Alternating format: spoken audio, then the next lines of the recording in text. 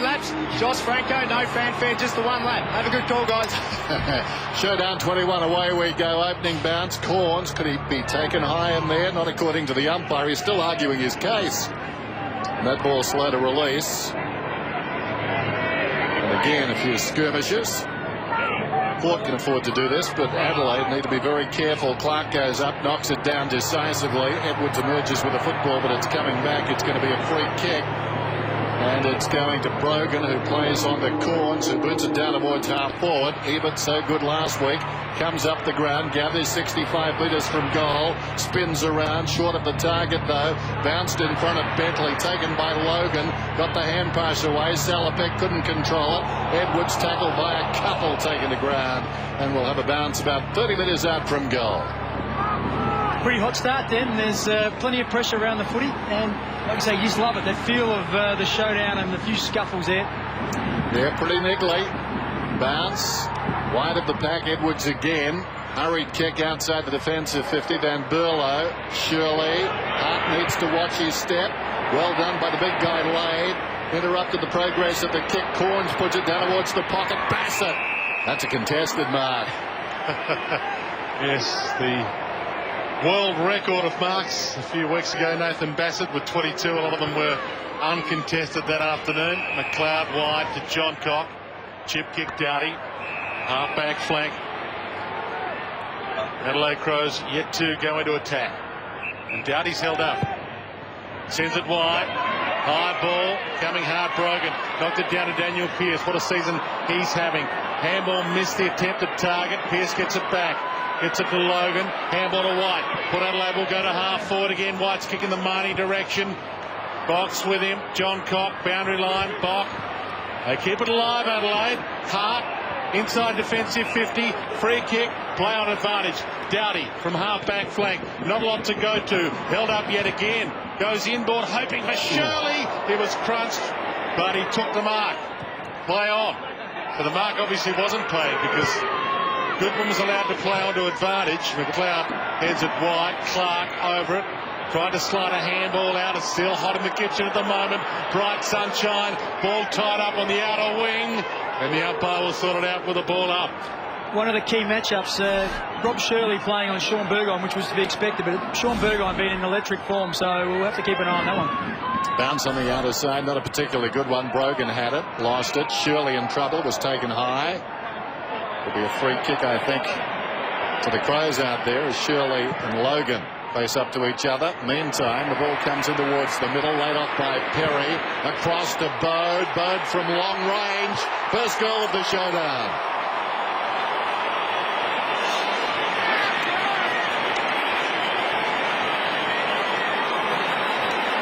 Matthew Bode, good work there. He's been in good form in recent times. 2 weeks ago he kicked 3. Last week he got 4, so he's had a good start this week. Great friends with Chad Corns as well, so we'll see if they meet at any stage this afternoon. But good start for Matthew Bode.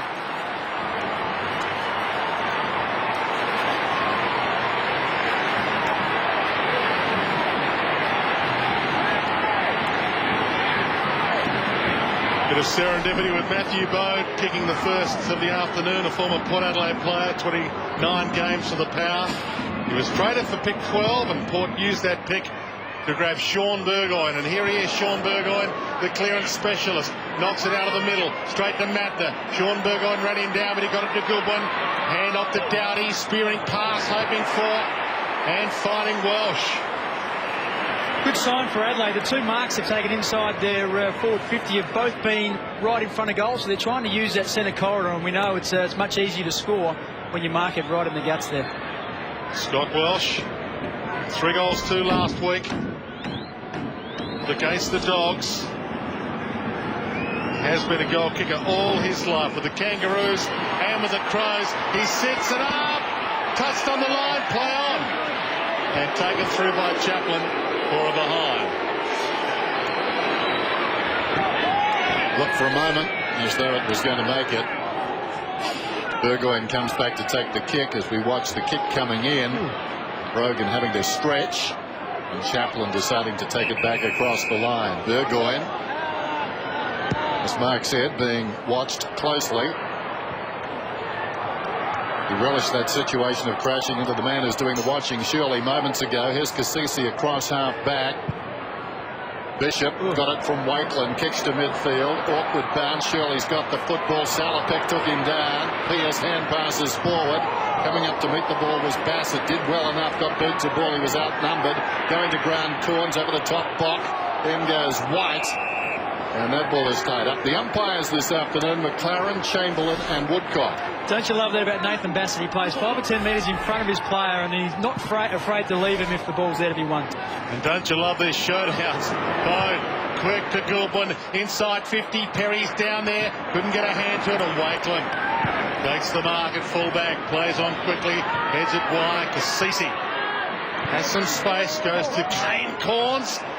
Almost shut down, but he took a good mark. He also been in good form this year. Bishop tried to thread the handball to Salopek. Does brilliantly. Salopek, Logan, Salopek the 1-2. Runs to 50. Can load up from there. Goes long. Goes all the way.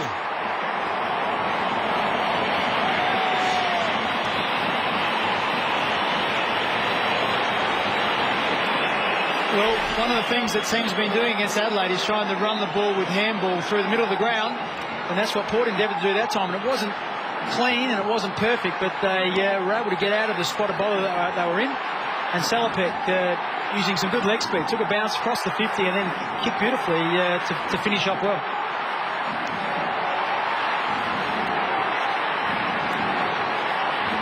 Nice balance.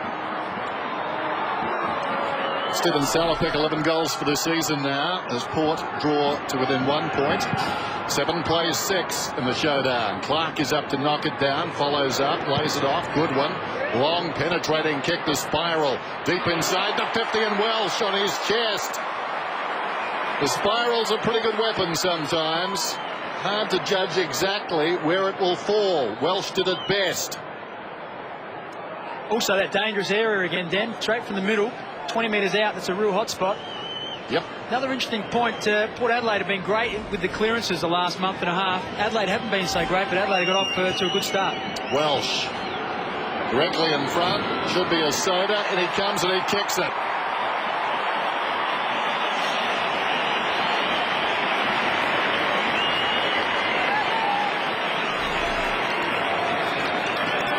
Well, Scott Welsh, this is his 3rd game back now, so you'd expect him to be finding his feet. And he's bobbed up for a couple of marks inside 50 in the first quarter. That'll do his confidence no end of good. We know he's a capable player. He's kicked 6 and 7 and 8 in a game before, so Adelaide would be rapt to think that he's getting back into some sort of form before the finals.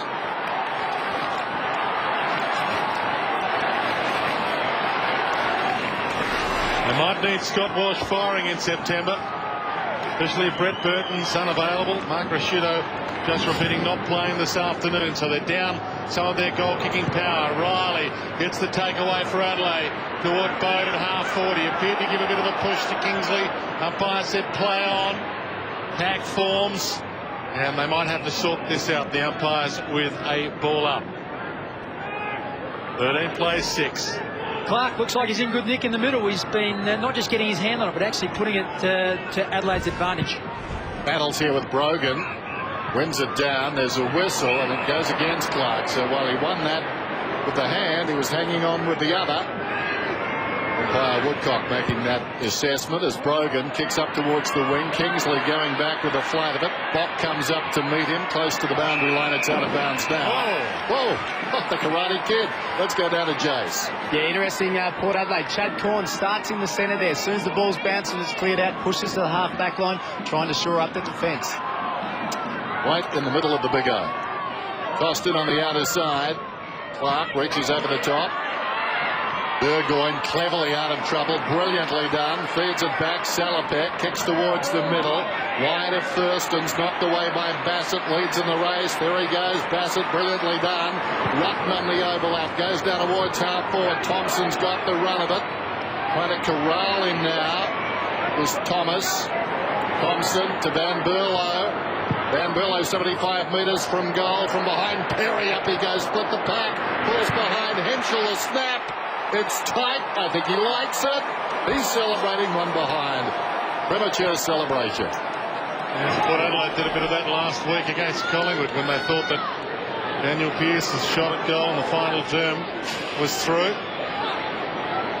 That was the difference between winning and losing. Kingsley, Kane Corns, his father, of course, coached the Adelaide Crows for 4 seasons, their first 4 in the competition. Couldn't find Wakeland, found Van Berlo, kicks inside 50, Perry and Henschel, they could have raffled it. Smart play from Van Berlo. The last kick he did, he summed it up pretty well, and he hit the hot spot again and nearly created a goal. That time there, just out-muscled Darryl Wakeland, which is a good effort in itself. Then summed up that he had a bit of space, then delivered beautifully, and Perry and Henschel could have raffled it. Personally, I wouldn't have minded if it was in Trent Henschel's hands. Ian Perry, he's in good goal-kicking form, though. 6 goals from 22 possessions for North Adelaide in the AFL last week. And you're right, Bix, probably would have been better off if Trent had had the shot. No doubting that Nathan Van Berlo's a smart guy. We dubbed him, didn't we? Let's not go through that again. You've either got to be very, very clever or be smart to wear number 7 for Adelaide, Dennis. That's right. Short one comes in. Interesting, too. Number 26 is on the ground. Comes with the inbuilt ventricles. Ball goes out towards left half back. This man would have seen number 26 running onto the ground. He'd probably get the shakes. Darryl Wakeland goes short to Kingsley. Has he forgiven you, Bix? Has he, Darryl? I'm not sure. Kingsley goes out wide. In front, Thurston's. McLeod gets back in trouble. Flicks it over his own head and out of bounds. Boundary throw in right on the wing. Showdown 21. Sunday afternoon from Amy's Stadium. 2-3 plays a goal. You should mention that number 26 is, of course, making his debut, Richard Douglas. He's playing his first game in Mark Bickley's famous number. He wore to captain Adelaide to 2 premierships. There he is, Richard Douglas. 2 goals for Glenelg last week to play his way into the team. Adelaide's first round pick 16. He's from the Quarter Cannons, from the same old club as Barry Hall as well, Broadford. Hopefully he's half the player Barry Hall is. Doughty tried to get the kick away. Kingsley to Pearce. Long kick, half forward, over the head of the pack. Bassett getting back. Grabbed it, kick a little wobbly. John Cock made to work. Bounces his way through defensive 50. Can have another one if he wants to. Spears the pass. Made it very tough there for Welsh. He was equal to it. Drops it towards attacking 50 to Clark. Doesn't think he's within range. Goes with the bomb to Henschel. Wakeland will rush her behind. And that'll do. A good start to this contest. No doubt that Adelaide are moving it quickly and trying to put pressure on that spot just in front of the goal square. And also Nathan Bassett in fantastic form. Obviously coming back from a week off. Looks like he's recovered from that hip injury. Kingsley straight up the middle. Intended for Kane Corns.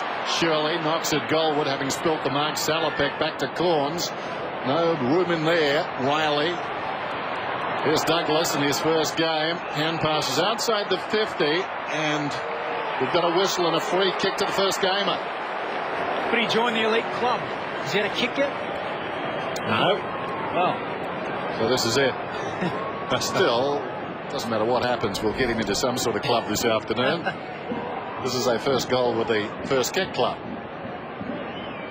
This will test him. He's right on the 50. Douglas kicks from exactly the 50 and hits the post. He's joined the club of players with their first kick in league footy to hit the post. Now, Dennis, we've had a record year this year of posters. The most posters this year than any other year in football history. In the history of humans, Bix, yes. We're watching it very closely. Due into Sean Burgoyne, of course. Michael Ricks for the Saints hit the post with his first kick in AFL football this year, but it was paid a goal. Oh. It's a different club altogether. That is. That's a very elite club. See, gets it to half forward for Port Adelaide with Matner. Getting back at half back. Dobson. Johncock. Former Port Adelaide SANFL player Graham Johncock to Perry. Looks inboard. Got the pass option. Hits Welsh. 1, 2, 3 Graves. He's been paid. No grass on it. And according to the umpire, it was right on the spot, Scott McLaren. That movement from Adelaide was fantastic. It was brought about by Matner, but just the linking of the handball, the run through the middle, spotting up for Perry, him playing on. Oh! Was a bit of grass there. That that is what Adelaide have been about in the first half of the year, so they'd be happy with the way that looks like they're recapturing some form here. Already had 7 scoring shots to the 1. Welsh has just missed to the near side. Only a behind, so 8 scoring shots to 1 to start this term. Umpire McLaren actually was behind the man taking the mark and the man chasing him, so he didn't have a very good view. Stewie Jew, beautiful telling kick out to right half back. Corns towards midfield. Logan, clever mark, now he can run. Goes down towards the 50. Clears John Cock and Ebert. Ebert coming up on the lead. Swooping behind. Sockering towards the boundary line was Hart. Getting across on the angle. Marnie pushed as he kicked. It goes straight up in the air. John Cock has to wait. Now Hart. And it knocked away by White. Spills to Ebert. Sharp angle. Right across the face. Will it stay in? No, it won't. It's out of bounds in the right full forward pocket. Good start to this game. Certainly Adelaide looking crisper. There's the time of possession. That crispness reflected in those figures. Lay trying to work it down behind. Kane Corns in the grass. Rutten in the road. Nothing really onto that side of the ground, the far side. So he goes straight across to the pocket. But Bock will look up and see nothing at all. Henschel will have to break hard for him. Good running by Henschel. Rather casual by Chaplin. And Henschel takes the mark. I think Chaplin thought Henschel was going to drop to the boundary side. Sneaky. Gave him the opportunity and Henschel got there. Provided the option they needed. Edwards pokes it. Dangerous. Salopek knocked it down from Biglands. He tried to thread a handball through. Does thread it through. Henschel. Riley. 55 from goal. Loads up long to the goal square. Pack flies off hands.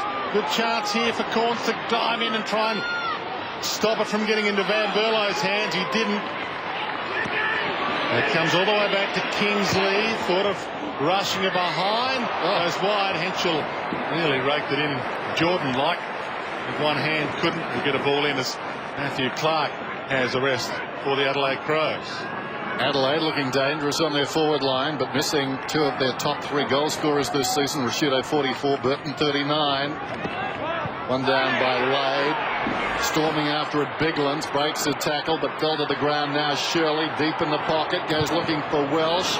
He's had plenty of it so far. This kick goes straight up in the air, not 15. Knights falling to the ground. A hand pass to Bode. Weighs it up, snaps a goal, and misses to the near side. He knew where the goals were, and he gave it a bit of thought. You always worry in this situation when you've had stacks of the footy. They've had 9 shots to 1, that they haven't translated that into scoreboard pressure, and ought to be pretty thankful at the moment they're not a bit further behind. Now due to bring it in. His last kick was telling. Tries to disguise this one. More a chip up towards midfield. Salopek, still outside the 50, is awarded the free kick. Comes across the ground. Kingsley peeling off his leg. Kingsley needs to get back off the mark. Didn't work hard enough going back, but still time to chip it out to Lade. At the interchange gates there. Lower offers a lead. That's ignored. Willet's on the ground. Kingsley off. The man who kicked the ball to Lade. He goes down towards the 50. Bentley was up. Flicked away by Bock. Taken by Edwards. The look away hand pass to Bock. Clears a path. Not his best kick. Bounces towards Dew in trouble. Stood up in the tackle. Lower now. Taken down strongly by Goodwin. Piling in is Bock. And Bock actually may have ruined Goodwin's chances of getting a free kick there. Just the difference between a seasoned AFL player with a big body and Goodwin was able to stop lower and just smash into the ground. Crows have already used all their interchange. We've played 18 minutes into this opening term. Matner got it to Riley. It's toward the wing. Little knockdown was good from Thomas. Got it to Kane Corns. Chip kick. White. Too far out to score. Lead comes to the pocket from Willets. Goes to the second gamer who flies. Can't get a hand on it. And gave away a free kick. So he did some damage at least. And it's to Matner's back. Jason McCartney. Yeah, just Sean Burgoyne just come off the ground. Robert Shirley's done a terrific job there so far. No influence at all from Sean Burgoyne. He's a big man too, Will. It's not exactly the bloke you want cannoning into the back of you. Burgoyne off the ground with 2 possessions. And Matner about to join him. But as you can see, sprinting off under his own steam. He's living up to his nickname, at least, of destroying a couple. Bruce Willits, they call him. So Douglas is back on.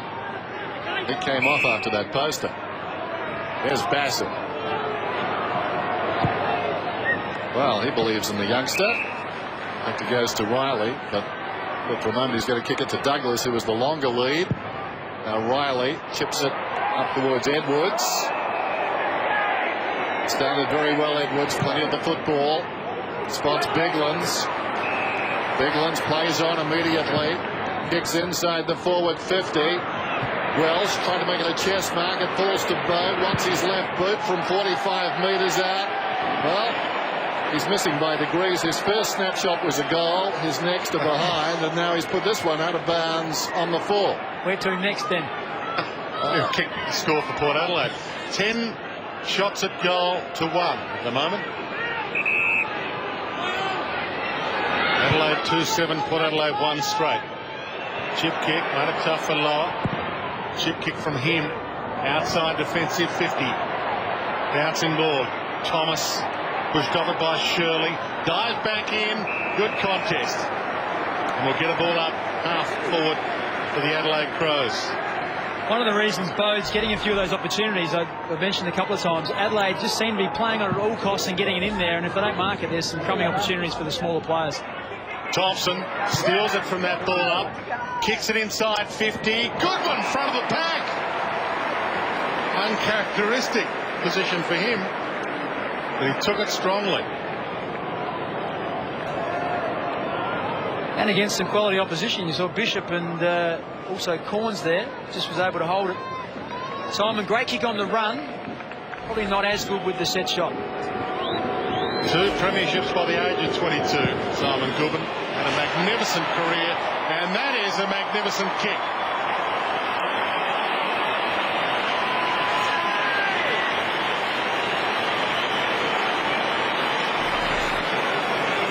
Good result for Adelaide. Once again, some good work around the stoppages. Thompson was the man who found the ball in some space. Under a bit of pressure, got it moving forward, long into the forward line, and Simon Goodwin, where all good forwards are, found himself in front of the pack with some strong hands. So then went back and was able to kick truly, which is something some of his teammates haven't been able to do.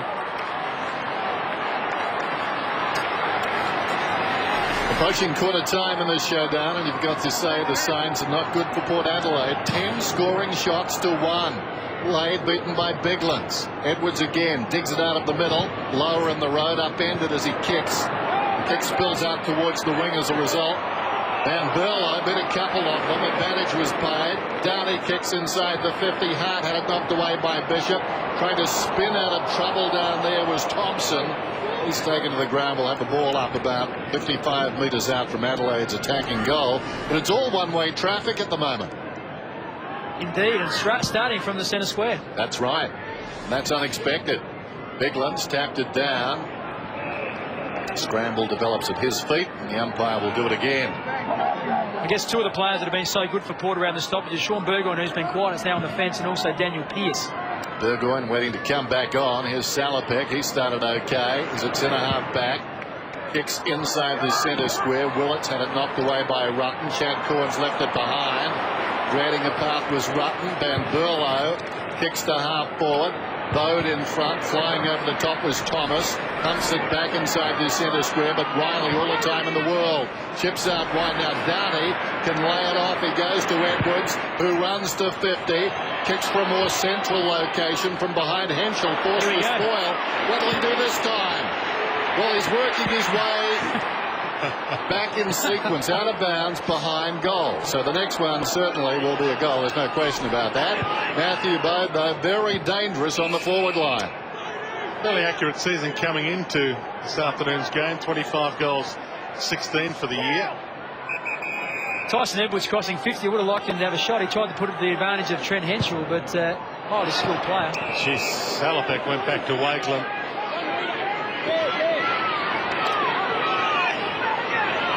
The last line of defence, Darryl Wakeland. Best team man for Port Adelaide last year. What a star he's been for this great club. Goes short. And again, they're hemmed in. Stuart Dew can load up if he wants to and get it outside 50, but doesn't want to get it to a 50-50 contest. He's got no choice. Thurstons and Bassett. Bassett dumps it down. Back in Adelaide Crow hands. Bock inside 50. Henschel getting back. Couldn't take it. Welsh does. He's taken down. Shuffled it out to Bode. He gets the handball back towards Edwards. Left foot kick. And another shot that's out of bounds on the full. So 3 goals, 8, and 2 out of bounds on the full for Adelaide to put Adelaide's 1 goal. I was watching your man, Den, when Nathan Bassett, when they looked long to go to Thurston's, he almost gave him 10 or 15 metres teasing them to kick it to Thurston so he could get and spoil it, which he did. He's a tease, isn't he? Wakeland kicks it very wide. Kane Corns onto the footy, looks down towards half forward. White breaks for him. White's got it now. Forced to hold up. On the lead is Ebert. The kick is good. He's strong overhead, Ebert. That was a good mark at full pace. 60 metres out.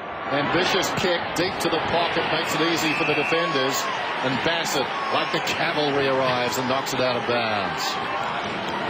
Yeah, you're right. Ebert, very strong overhead. Had a fantastic game last week, and Graham Johncock left to be right on his money. Boundary throw in alongside the behind post. 2.5 minutes out from quarter time. Biglan's battling there with Lade. Sean Burgoyne left the ball behind. Riley improvises on the kick with the outside of the boot. Salopek in the grasp. Got the hand pass away. Well, Stewie could have loaded up there. Decided against it. This is Pearce right on the 50. Gentle breeze into his face. Goes towards the pocket. And that's a clever mark by the big guy, Willits. Also good confidence from Pearce there, because Willits had Rutten right on his tail. He probably had a metre on him. So to back your foot in, knowing that if the kick is not spot on, that it's going to get spoiled, that just shows he's got some real confidence in his leg. What are the John Cena's about this appearance? He'll kick from about 25. This will tell us a lot. Very deliberate. Tells us something. He misses to the near side. His debut last week, Ryan Willits. Well, this is his first showdown. Actually wearing Damien Harbeck's old number 11. And last week, the first time that had been worn since grand final day when Port Adelaide brought the premiership home. Riley, half-back flank for Adelaide. 90 seconds and counting. Good opening term for them, even though they've been a little inaccurate. Kick popped up and Lade swallowed it. Perry couldn't get near him to make the spoil, and wasn't necessarily in the marking contest, and Wakeland didn't enjoy it.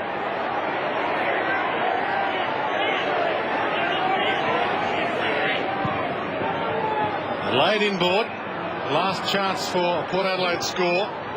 Matthew Thomas. A lot of places to go. Spears it to Cassisi. Has it on the wing.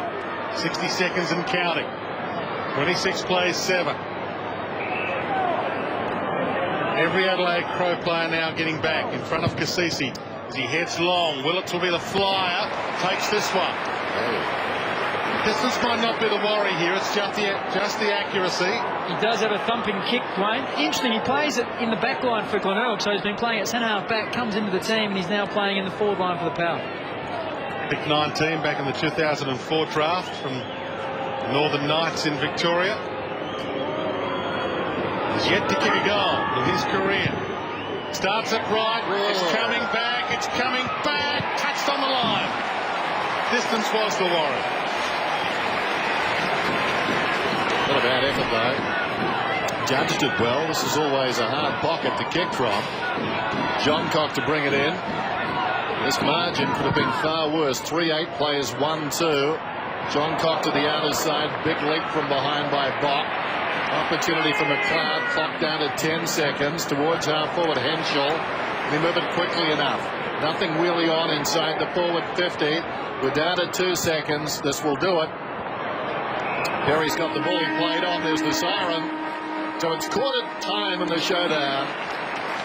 Interesting first term, but as I said just before that siren, Adelaide could be far further in front. 11 scoring shots to 3, and 2 of those 3 came in the last 30 seconds or so of the term. So Adelaide on top. Port Adelaide will be anxious to press home what advantage this breeze is in the second term. 3-8-1-2, quarter time at Amy Stadium.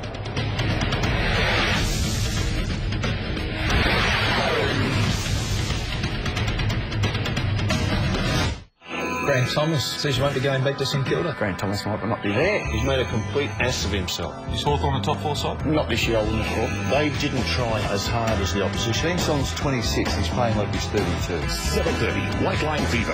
8:30 on the count. Live and exclusive Monday. If that's not going to give you motivation, nothing will. Big Aussie Sixers have all been going the same way. Till now. Coming soon, a Big Six inspired not by touring cars, but by Formula One. Toyota Orion V6. Make your move. It happens all the time. Oh, yeah. It gets into your mind. Oh, yeah. A voice keeps telling you. Oh, yeah. Only Hungry Jacks will do. Oh, yeah. I just gotta have it. Oh, yeah. They let me at it. Oh, yeah. Time's a Hungry Jacket. Oh, yeah. Oh, yeah.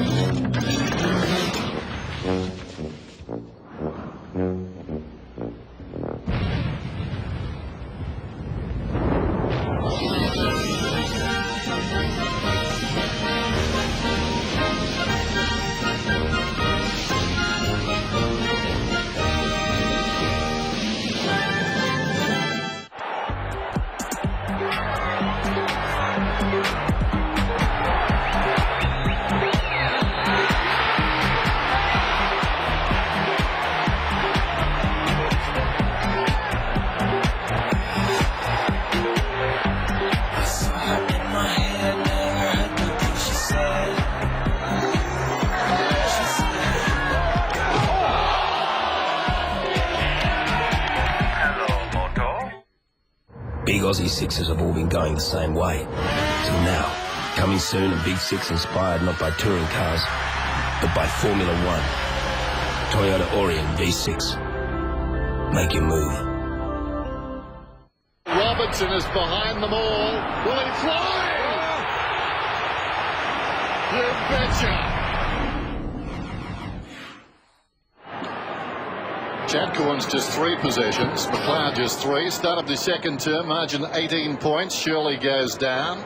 Spills wide. Pearce the look-away hand pass. Thomas. Now Kingsley on the overlap. Sends it down towards half forward. Ebert once more. Starting the lead deep. Pushing up the ground. 75 metres out again. Kicks towards the pocket. Knocked away by Bassett. There's McLeod. 4th possession with the outside of the boot. Over the top. Ebert. Missed it. He was overcommitted. John Cock comes away. Tyson Edwards juggles it close to the boundary line. Decides to hesitate. Now just pops it over the top. John Cock. They need those prime movers, the catalysts. Sean Burgoyne, Chad Corns. Start getting the football. John Cock to half forward. Van Berlo just slipping away from Pearce. Improving player. Very fit player, Van Berlo, in the Brett Burton mould. So just showing that moving around, they're willing to use him. Back to John Cock. He's on the wing. Got the top to Shirley as they finesse with the football. Alongside McLeod's got it now. Goes inside the forward 50. Working in front. Thompson. Well, he was tackled in midair. No free kick. Kingsley. Chaplin. And now Bentley. He's at left half back. Had a good game last week, Bentley. With his body on the line a few times. Goes wide with a kick. Salopek. Great start continues for him, or through Drew's legs. Just hard to do. They're like billiard table legs. He's over it now. Shuffled out towards Kane Corns. Shoots the handball out wide. Brogan. Inside 50, Cassisi. Through traffic. Can have a shot now. Doesn't really want to. Gives it off to Salopek. Didn't really want it. Back to Cassisi. Half court. Shrugs the tackle. Might still get the kick away just in time. Not holding the ball. Crows get numbers back. Dowdy. John Cock. Gets it wide towards Perry. Bouncing ball on the wing. Shut down. Dragged across the line by Matthew Thomas. And Thomas in his first showdown lets Perry know I think he's equal to the task. Dom Cassisi could have had a shot 5 times. He didn't look like he wanted to kick it. Great play from Adelaide to finally halt that forward movement. We all would have had a shot at least 4 times from the ball in. Brogan back of the pack. Jew was held. And Stuart Jew will take the free. He's just beyond his range. He's on the wing. Pearce calling for the ball. Jew indicating Pearce should move, so he kicks it to where Pearce should have gone. I've never seen that before. He made a statement. Then Burlow goes back. Took the mark, gave it to John Cock, who finds McLeod. McLeod across the ground. Tyson Edwards again, bobbing up everywhere. He has played on. He's gone forward to the mark. Staying off him is Wakeland. Eventually, Edwards with a lazy kick down towards half forward. Welsh. Dowdy back to Welsh, 70 metres out, getting a bit easy now for Adelaide, finding space. This is Bock, got it from Clark, trying to bend it back on the breeze, just misses. Signs not good for Port. Boy from Oz doing the Oz thing. The boy from Port Adelaide didn't get it right. Just tucking into a pie. Exactly. Anything more Australian than that? Port Adelaide scarf, having a pie with sauce. Playing to sell-out shows at the moment. Corns flies. Did get paid the mark. He held it long enough. Nice mark for Chad Corns. Adelaide were away too.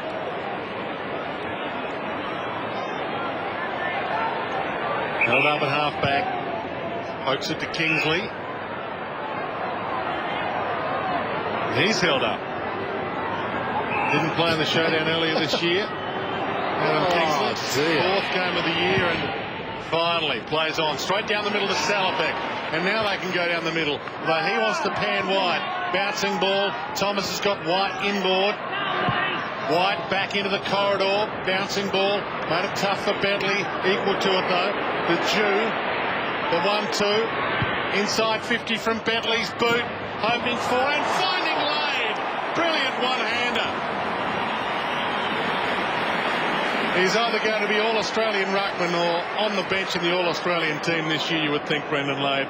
He has had a sensational season.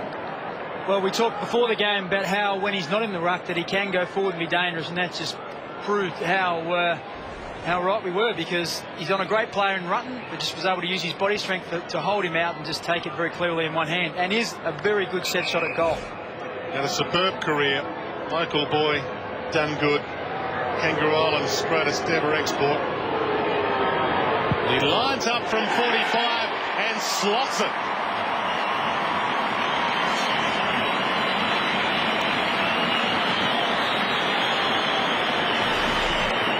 I think, Dwayne, you might have sold the Fairy Penguins a bit short. Okay.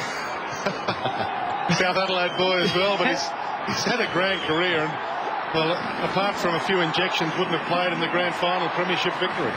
2 broken legs along the way. Yes. He's come back and having as good a year this year as he's ever had, and really stood up for Port at a time when they haven't been going great. Brendan Lade has 17 goals for the season. Port's first goal since the 6-minute mark. The opening term, Salopek got that goal, and only got 2. Shirley. Van Berlo out of the middle down towards centre half forward in from the side. Chad Corns off the ball. Free kick is going to Lower. Plays on immediately to Kingsley. Kingsley over the top to Corns, so he finishes up with the football anyway. Poor kick though, working in front. Goodwin got around Kane Corns to kick it back to the pocket. Will it stay in? Some indecision between Bode and Welsh. And Bode indicating that perhaps he needed a little more from Welsh that time. That was the look-away talking. That's it. No coincidence. Port Adelaide just getting back in a little bit when Chad Corns starts to take a few marks around the place. He is a real barometer of this team. Brilliantly done by Clark. Down to Henschel, who snaps and misses. So often we see that from Brendan Lay, just flicking it over the back. That time Clark able to do it, but the goal didn't eventuate. So Adelaide get their 10th behind. They're 3-10, Porter 2-2. Gaining a reputation for playing well in showdowns too, Trent Henschel. 3 goals and 20 possessions, best on ground of the showdown earlier this year. Sean Burgoyne finds Lay. They've got a spark, Port Adelaide. Lay can send it long. The lead comes from Bentley inside 50. Thumped down by Hart. Magnificent spoil by Hart, his trademark. And a free kick's been found. It'll go Port Adelaide's way. Ebert will take it. This time it's Port Adelaide who are putting pressure on Adelaide by getting the ball quickly into those really hot spots in the forward line. And that time they went for Bentley. He was held. Had a handful of Guernsey. They went for Bentley. He 40 metres out, dead in front. And if they don't mark it and the ball comes to ground, there's still a real chance of scoring. And Ebert got the free. Coming off a 4-goal, 3-game last week, Brett Ebert. And here they come, Port Adelaide.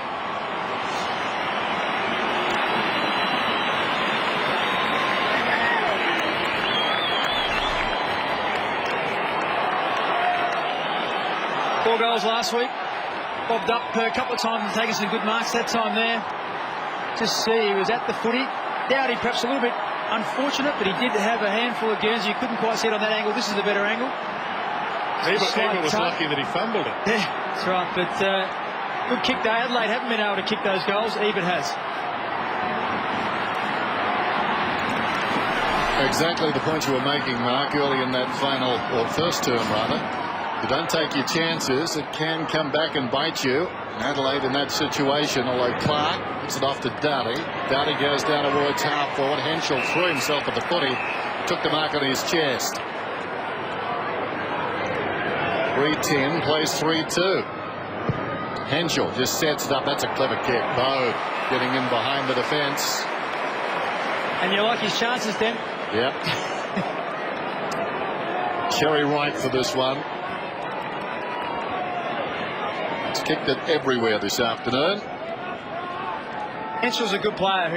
He's got some real mobility for a guy his size. We saw him take the ruck tap before and almost snap a goal. That time there he was the player leading up and presenting. And just a very clever kick to Matthew Bowe, who was given too much space in Adelaide's forward line. 26 goals for the season.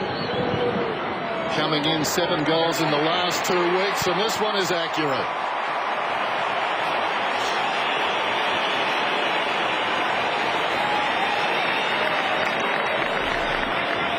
Matthew Bowe plays a very important role in Adelaide's forward line. He's the guy who puts a lot of pressure on the opposition defence so they can't bring it out easily. And he's bobbed up the last couple of weeks with bags of 3 and 4, and he's got 2 already this week.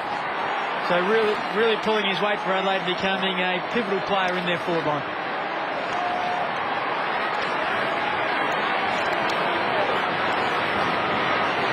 Second goal for Matthew Bowe, playing his 20th game of the season. 7 possessions, 2 goals, 2, and just the 1 mark. But only 2 games last year, Matthew Bowe. So the season, by comparison, outstanding from the ball up. Trying to get a little handball out was Logan, and got slung after he did knock it away. And he gets the takeaway for Port Adelaide. Brogan, and now Pearce.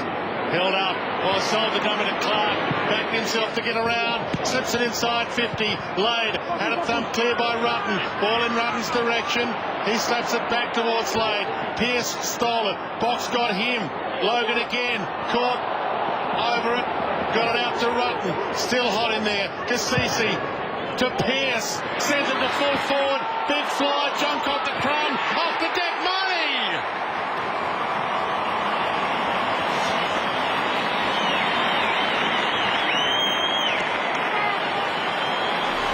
What about that great 45 seconds of footy, just where the ball was in dispute for that whole time. There were players getting tackled. Finally it bobbed out to Pearce, and he put it in a very dangerous spot. Well, Thomas it was that was flying, but the Adelaide players lost their feet. Can't afford to be on the ground. Graham Johncock was the man that slipped over, and Marnie waltzed in to soccer a goal.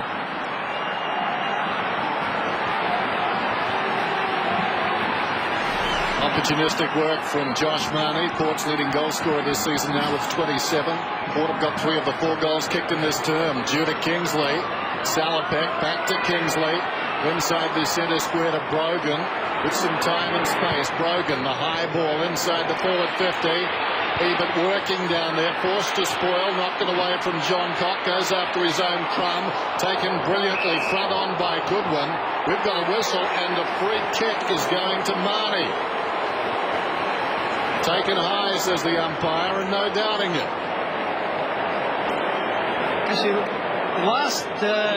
Since the start of this quarter, Port Adelaide have been getting in there and getting after it and just, I guess, forcing a lot of the free kicks out, forcing Adelaide to tackle them, forcing them to put pressure on them. And doing better inside the centre square, aren't they? Absolutely, and they've just been a little bit sloppy, Adelaide. You can't afford to be sloppy when you're inside the opposition's forward 50. Free kicks. Port Adelaide 9, Adelaide 5. Josh Marnie comes in at his second in the space of a minute. Hangs it out to the right, it's a behind. Hart in quickly, comes to McLeod. Port Adelaide bring it out. Intended for Riley. 8 possessions in the opening term. He's got it just for the bright half-back. 4-10 plays 4-3. Riley to Goodwin. Now he runs on, does Riley. Edwards has got the football, looking to the layout. Pearce read it like a book. Stole it away. A couple of bounces. Runs down to the 50. Can he kick Crawley? No. Hangs it out again to the right. And back goes Hart. Well, he should have done better, the young man, but it was brilliant the way he stole the ball. He knew what was coming. It was 3-on-1 on the wing. Kane Corns outnumbered as well. Rutten to Bassett, as they so often do. Set it up for Adelaide. Thompson shrugs a tackle, sends it long towards attacking 50. Henschel got the fly, didn't bring the ball down. Corns, Chad to Wakeland, Darrell back to Corns. Long ball now, Port Adelaide with the numbers. White, ball knocked down to Marnie. Hammer to Kane Corns. Got an option inside 50, it's Ebert. If you can get there. Dump clear. And we'll get a ball in. Port Adelaide player very slow to get up. There we see Daniel Pearce. He made Tyson Edwards make a decision, and he wasn't going to commit to him. And then as soon as Tyson bounced it, he committed and tried to tackle him. Just wasn't able to finish it off. Yeah, golden opportunity to make a statement to Daniel Pearce. Not that he hasn't this year in general.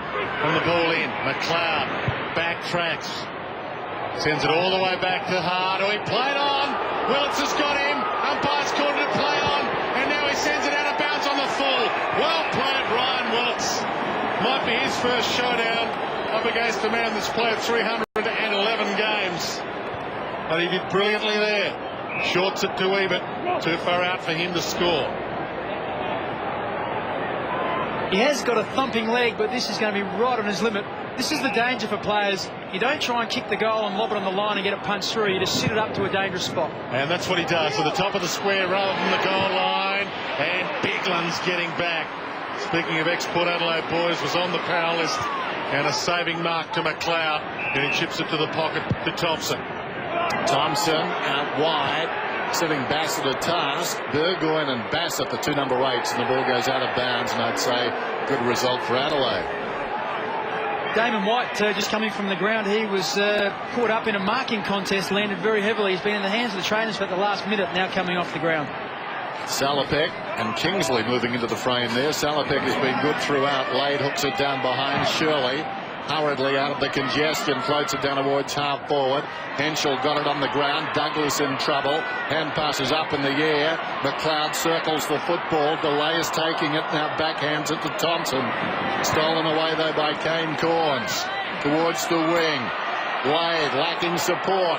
Hand passes about 25 metres and the boundary was in his mind. But Edwards gets back. Keeps it in. Chips it along the line. The mark is taken by Mattner.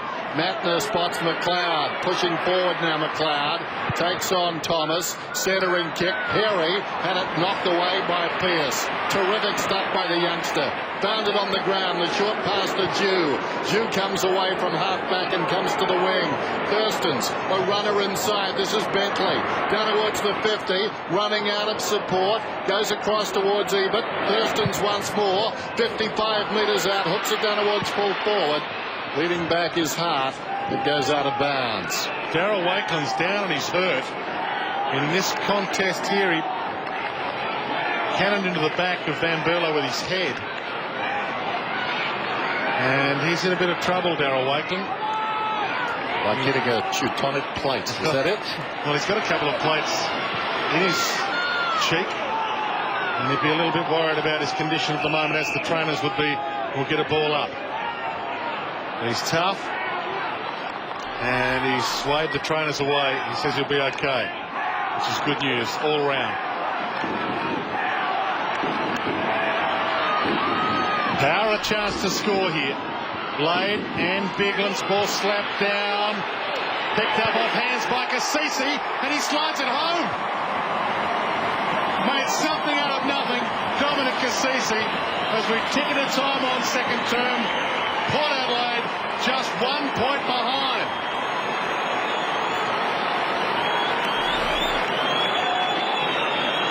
Well, good work by Port Adelaide there. Bigland's a bit of an errant tap, but Kasisi was the man who just read it quickly and found the ball on the ground and snapped the goal. Good tackle there by McLeod, but it wasn't enough. The ball bounced free. You just know that teams aren't going to dominate for the full 4 quarters. Adelaide didn't put it on the scoreboard in the first quarter. Port Adelaide have been able to do it better in the second.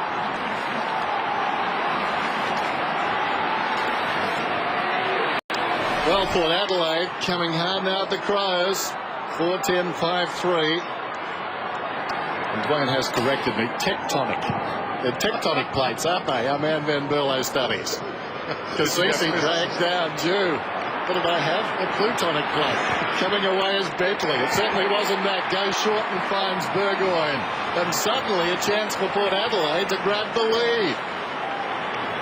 Well, we talked in the first quarter about how important that centre square was, and we've just seen in the second quarter Port Adelaide just been able to do it so much better. And that's a great forward handball by Stuart Dew. Just sets Bentley off in space, and he delivered beautifully to Sean Burgoyne, who can kick a footy. Amazing transformation has come over this game then. Margin was 18 points at quarter time. Burgoyne comes in, kicks Troy. And guess what? Port Adelaide are in front. They lead by 5 points.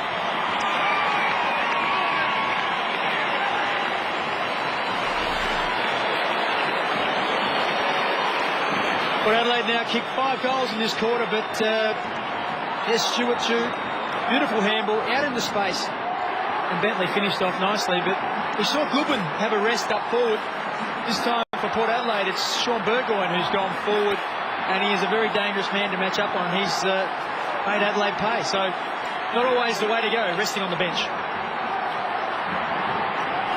Sean Burgoyne and Graham Johncock, they're 2 good friends. In fact, the 2 of them were in Sean Burgoyne's brother Peter Burgoyne's lounge room on draft day and watched Port Adelaide pick Sean Burgoyne and the Adelaide Crows pick Graham Johncock. That's how good of friends they are. And they're on each other at the moment. And Port Adelaide inspired. They're in front for the first time today. Riley on the wing, ties the ball up, and the umpire will sort this out with the ball up. Justice Matthew Thomas is trying to sneak away with it. Neil Craig with some work to do at the moment. Port Adelaide won that centre clearance again, 5-2 this quarter. They're leading those contests. Bigland's down in Goodwin's direction, couldn't sneak clear. Once again, players diving in. Corns got a handball and a little push. Bigland's rolls it towards half forward. Chaplin did magnificently. Got it to Kasisi.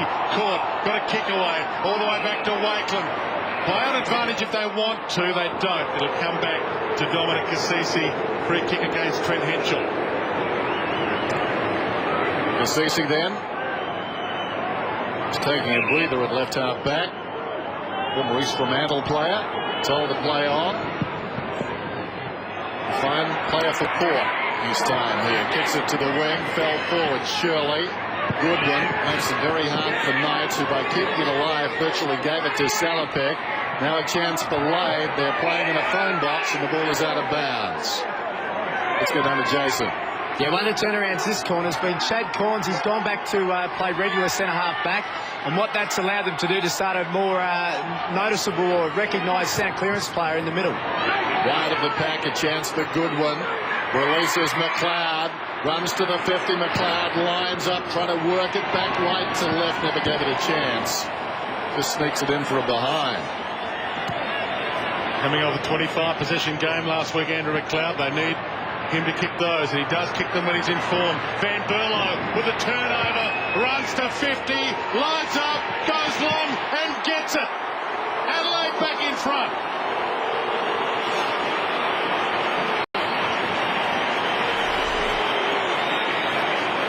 Good work from Van Berlo. Certainly hasn't been Adelaide's worst play today. He's had a bit of the footy. Matthew Bode just worried Adam Kingsley out of the ball, then just tapped it back. And once again, great confidence from Van Berlo. Crossing the 50, he had a couple of players on short, but just backed himself. He knew he was within his distance, and then delivered it beautifully and kicked it straight over the goal umpire's hat.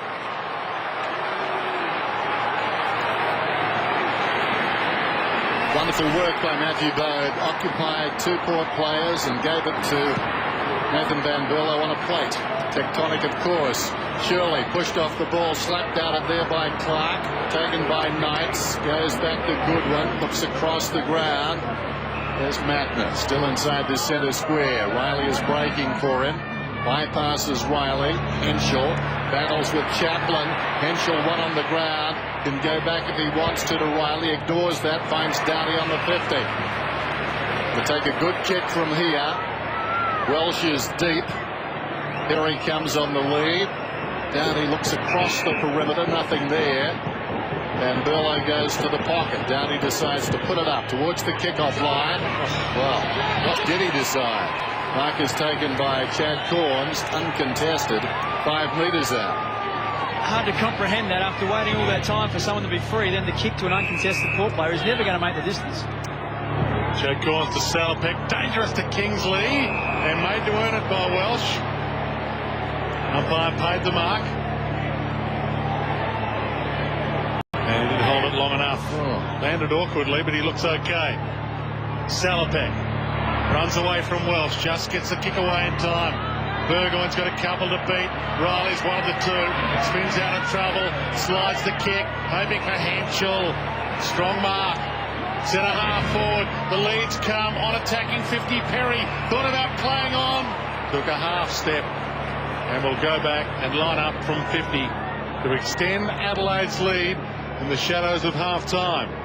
Some great work by Scott Welsh. He put on a really good chase. I think it was on Salopek coming out. Who forced him to release the ball, which enabled Riley to get the ball and then get it back to Henschel, who then found Perry. So it's that pressure from the forwards, and in particular Welsh, who set this goal up.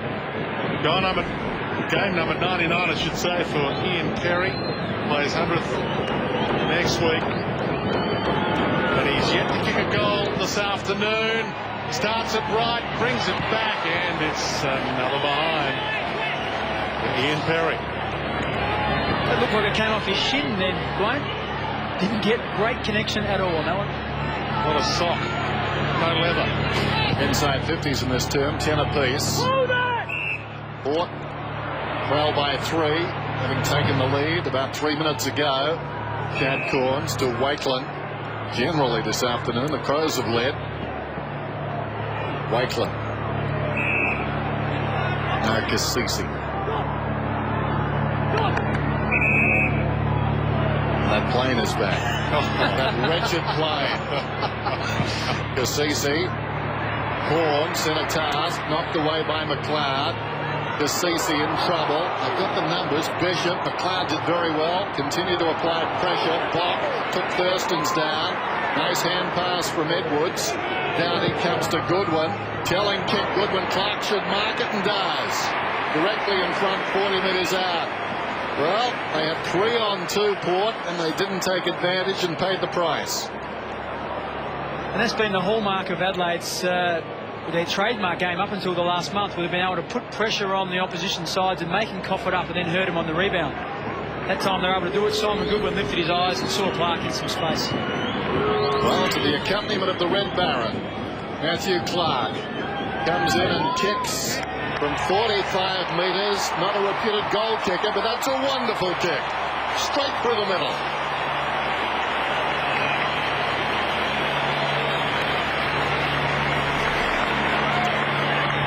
Good work by Adelaide. Their last 2 shots on goal have been generated by just excellent pressure from their forwards, not letting the opposition clear the ball out of their defensive zone. So it's a good sign. But having said that, Port Adelaide have done pretty well. Both had the same amount of inside 50s this quarter. Port Adelaide have been able to kick 5 goals for Adelaide's 3.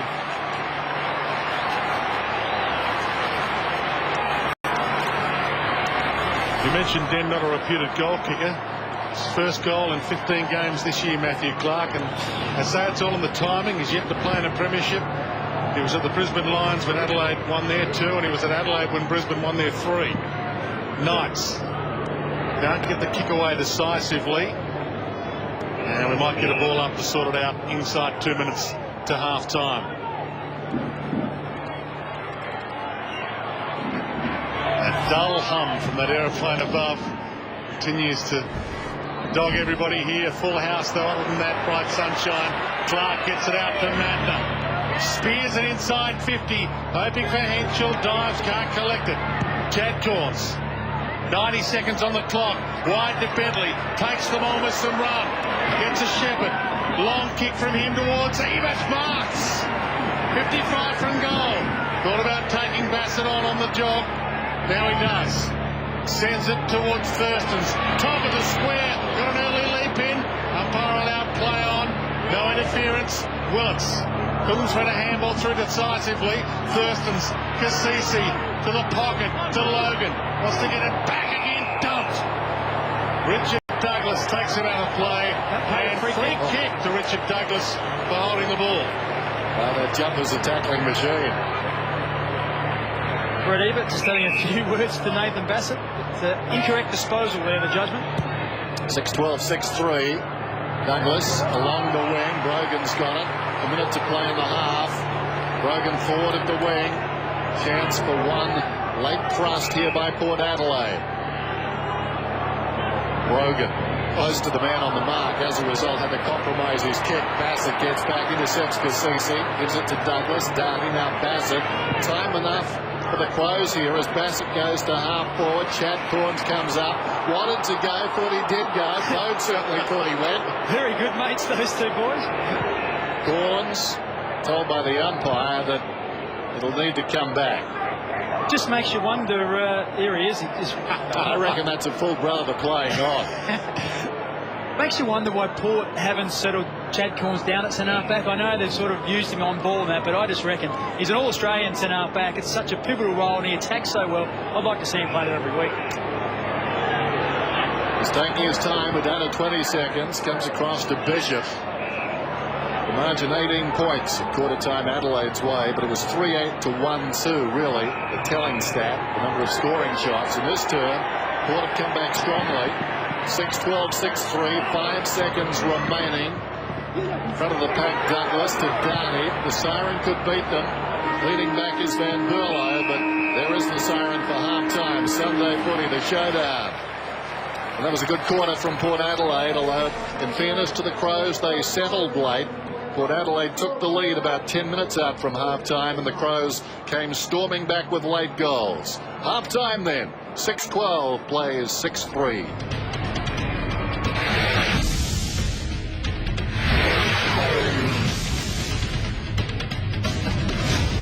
His shot on goal will be after the siren, and he has to kick it to the Cats to win. The fate of the match riding on Peter Ricardo. It leads the boat. It's swinging back. Classic Footballs tonight on Fox Footy Channel.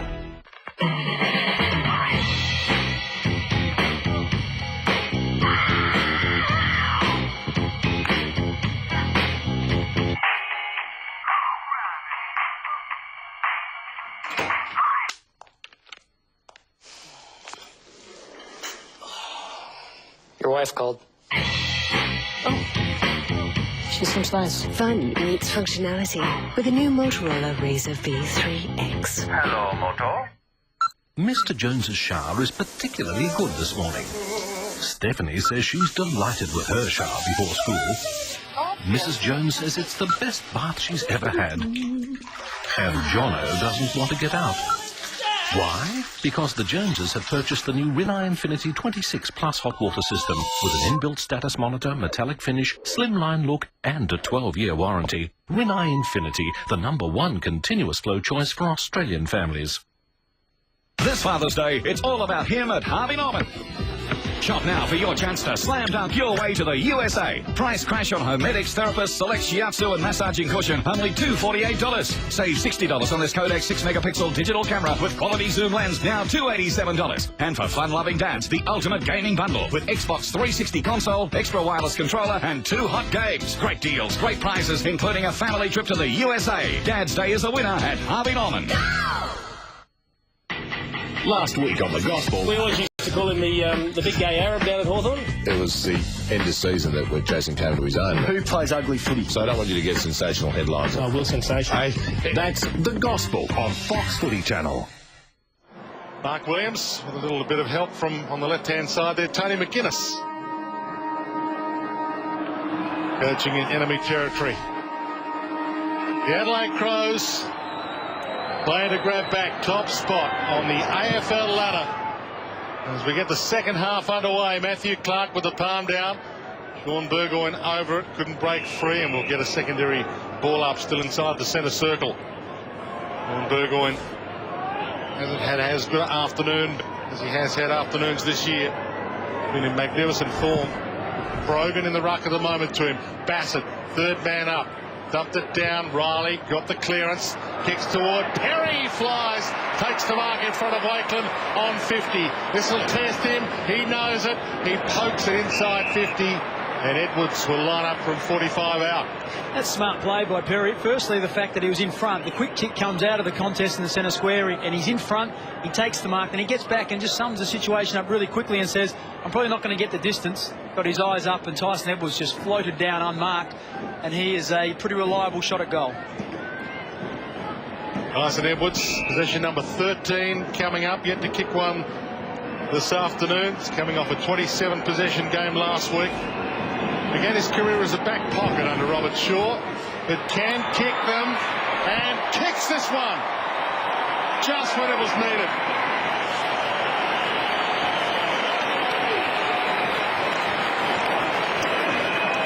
Well, we might have to ask Jason about that breeze down there. That seems to be the scoring end, the lake end of Amy Stadium. Adelaide, great start, just what they would have wanted. Well done by Brent Riley. Had a bit of the footy today so far, and was able to get that ball quickly out of the middle to Perry, and Perry then summed it up pretty well and found Tyson Edwards.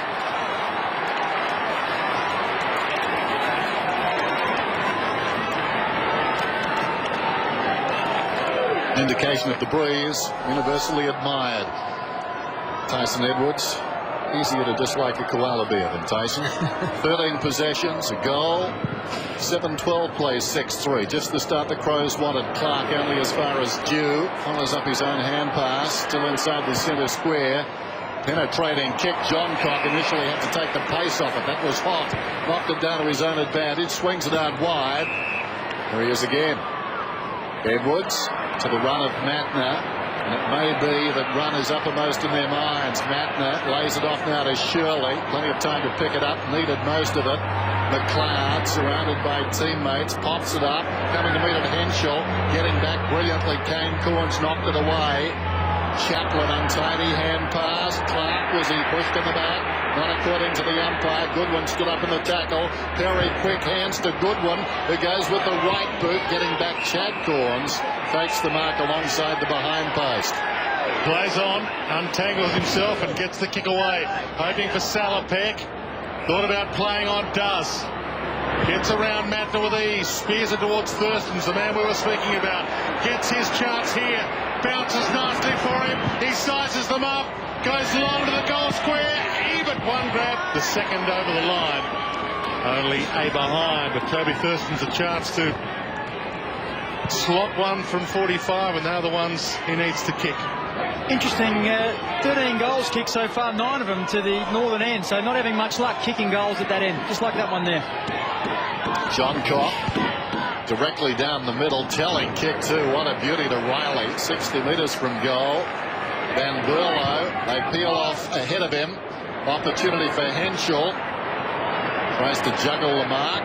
Could have been held without it. He'll get the free kick on the outer side.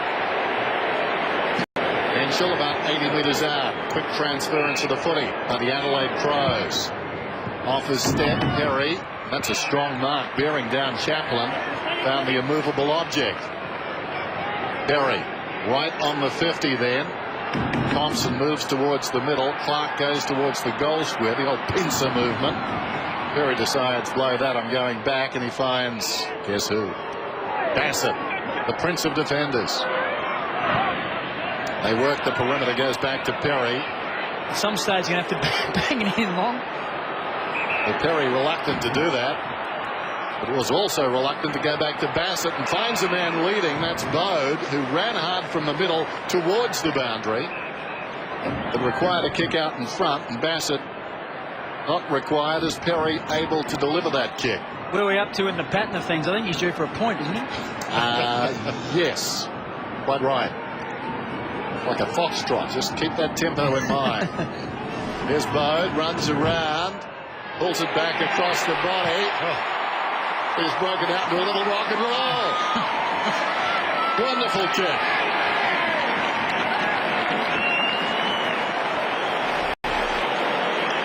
Well, he's become a very important player in the Adelaide forward line. In the absence of Rashudo and Burton the last couple of weeks, he's taken on the role of major goal kicker. He's kicked 3, 4, and now he's got 3 again this week. So good effort from a crumbing forward. Not an easy position to play, but today he's been up and about.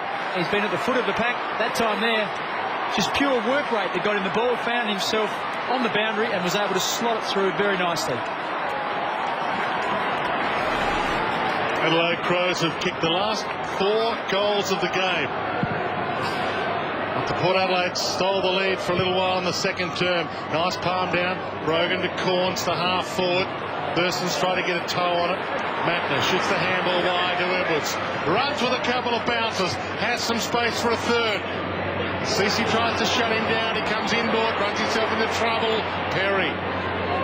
Lent some assistance, Shirley. Perry the 1-2. Into the corridor. Over the top. Matner into trouble. Out of trouble to Bock. Drop putt. Inside 50 but wide. Sets Thompson a task. Thomas. Thompson beats him off. Inside 50 but Pearce holds it up. 20-point lead to Adelaide. Early stages, third term. Good defensive work by Port, then just covered everything in the middle and forced Adelaide really wide. As you can see by that shot, only 4 men forward of the centre. Port's end. Here's Kasisi. Is he taken high? Yes, he was. Late whistle.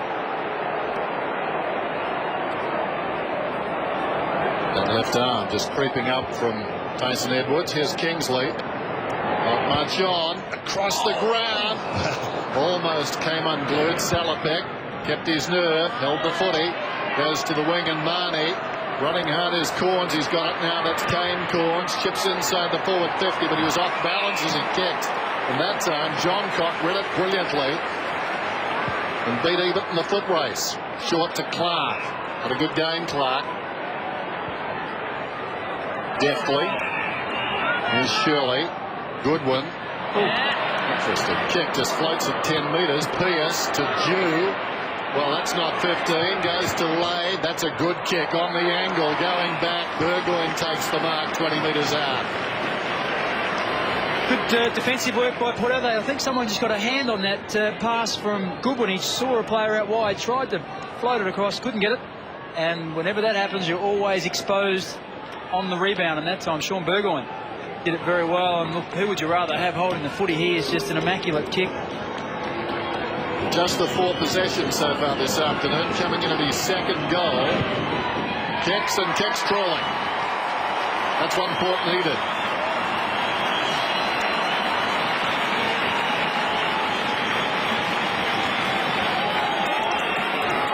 Good work by Lade. Summed up the situation pretty well. Ebert was calling for it long. He was contested. Just seeing there the pass by Goodwin. Was Bentley the player that got his hand on it? Jew, short kick to Lade. Lade summed it up pretty well and just put it into Sean Burgoyne's hands. Then, as you mentioned, he hadn't had a lot of it, but what he has been able to do is go forward and actually become very dangerous up there, kicking 2 of Port's 7 goals. Yep.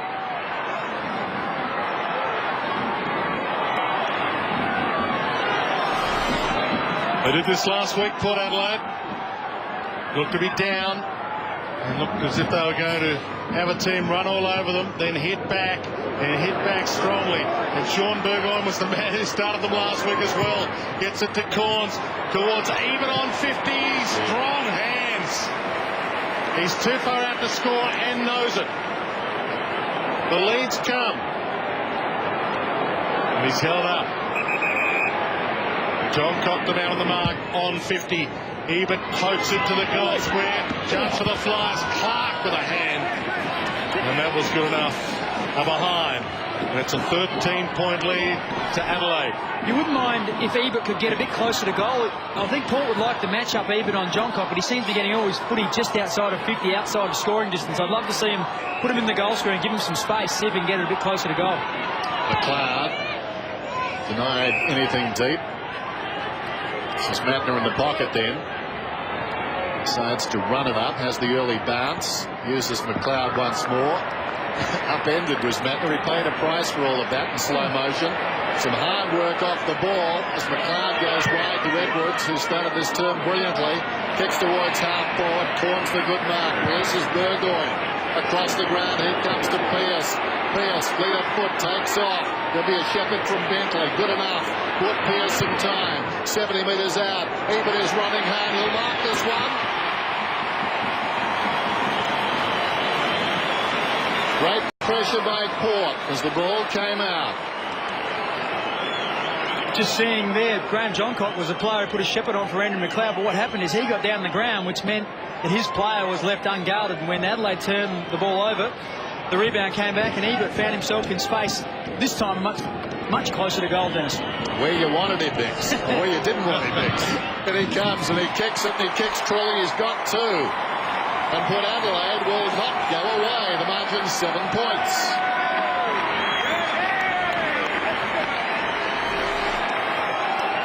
Once again, the area where Port have got back into the last 5 minutes has been the centre square. Sean Burgoyne's taken a couple out of there.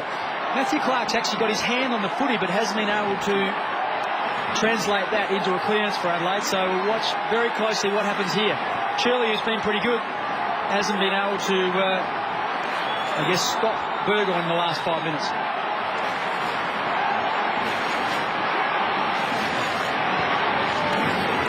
Two goals now for Brett Ebert, and he is growing as a player. In the shadow of his father, he lives and has always lived in the shadow of this ground here at Amy Stadium, just a stone throw away, and he is rising to the challenge. On the kick, Clark, who was paid 15. Not too sure Clark knew it was going to be paid. Goodwin, inside 50, heads for Henschel, can't get there to attempt the mark, gets there to Crummett, has the shot towards the goal square, down there is Bode, beaten for it, then lost to Dick Kingsley, Bode tried to thread a handball out, getting back is Cece, just in the nick of time, and finds the line. He'll get a ball in. Cece's played some important roles today. We've seen him get some work around the stoppages and kick goals, and then that time he was up the other end saving a goal. Boundary throw-in right on the 50 then. Margin 7 points. Crows lead it. Led most of the day. Clark reaches over the top decisively down to Thompson. Swings it across the body. Lunging at it. Biglands couldn't hang on. Shirley crawls after the football. Stopped by Bishop. Taken across the line by Burgoyne. Biglands appears to have gone forward to give him a bit of a target up there. Did so with some success last week against the Bulldogs. Kicked 2 good goals late. They missed Brett Burton over the top. Dowdy with a backhander. Welsh knocked it down. Jew's got it. Immediately tackled by his opposite number. Umpire gives him a long time to play in there. Clark, Jew once more. Carries them forward. A couple of players on his back there. Hand pass comes across from Pearce to Corns. Scrambles another defence. Taken by Chaplin. Chaplin did well for Cece. Arches the back. Gets away from Edwards. That's a telling kick. Up to the wing. Running hard. Caught the players. Willits can Bentley give him the ball. Made it awkward for the big guy. Half volley. Controlled. Now he's out of control. Slung by Bock. Must be holding it. Bock wants to go immediately. Picks up the ball wide of the mark. Tips to midfield. Shirley has it. Perry comes on a lead. He goes wide of Perry. Welsh let it bounce. Perry on the back up though. Can come back to Welsh and or John Cock. 65 metres out. Goes looking for Henschel. Henschel stretches. Well, he took the pace off with his face. It's slapped away by Chaplin close to the boundary line. Burgoyne with speed. Still Burgoyne. At close quarters gave it to Thomas. Hand pass straight to McLeod. Thomas trying to make amends. Dowdy fell to the ground. Got a hand pass to Knights. Sets it up down towards full forward. Corns was up. couldn't complete the mark. Lunging in there was Biglands. Under him is Brogan. Picked up by Kane Corns. Untidy hand pass. Bishop with some time, needs all of it. Oh, stolen away by Biglands. And standing close to the square, Chaplin told he'd played on, which was news to him. Bad news. Kicks it outside the 50. Bentley and Van Berlo. Brilliantly done, Van Berlo. Did he dive on the football? That's the question. Apparently he did. But he hasn't got it, Dennis. I know. It's unbelievable, that, isn't it? That's a problem with the rule. It was out between his ankles. Almost a free kick against the team. Because Mattner was the one who ended up with the ball. High kick towards Willits, and Bach beats him with ease. Nathan Bach chips the ball wide. Mattner held up by Pearce, although he can play on quickly short to Knights, the man who replaced Mark Rashido in the selected side for Adelaide this afternoon. But he's in good form, Chris Knights. 39 possessions last week in the SANFL, and most of them better than that one. Will get a ball in. Game's just lifted a cog, hasn't it? That period there where it was in Adelaide's forward line, really hot ball, and it's great for footy to watch. Magnificent contest. The South Australians, this is the centre of the world today. Doesn't matter what other games are being played. Shirley to Bob, Court, good up to Douglas, threads it wide to McLeod, 45 from goal, takes on Thurston's. Got it to Edwards, the 1-2. McLeod still 50 out. Now loops it to Shirley. He can go to Biglands. He can go to the goal square. He can go to goal. Misses. Behind. Very enjoyable contest. They might be at opposite ends of the spectrum ladder-wise, but this one is a 50-50 right now. 8-5 to 8-13, and everybody takes a breath. They're just pressing out there, Adelaide. You sense they're either going to break through in a minute, or if Port can withhold it, then they'll see if they can counterpunch. Hugh pinpoints it nicely to the man who left the ball in the square, Chad Corns. Gets it up to the wing. Rogan did his job, gave a contest. Coming through though, Bassett got the hand pass to Van Berlo. Having a good turn, Van Berlo. Across the ground, Bach, Edwards. Now, Darby, metres in the clear. Has to hesitate, 60 metres from goal. Short one is on to Bassett. Pops it over the top, and Bassett's taken the mark. So industrious, this man. Busy at the back, able to push forward. Let's get the feeling if he was a postman, he'd finish his round in 20 minutes. Only stopping to bite a few dogs. It was funny. He was the guy that actually came and left his man to affect the spoil, and then he's ended up with in front of goal. And I know he rates himself as a goalkeeper. He doesn't kick too many, but as a junior, he was a forward. I'm with him. Bassett, 35. Gives it a ride. A lot of Roy's Hart in that kick.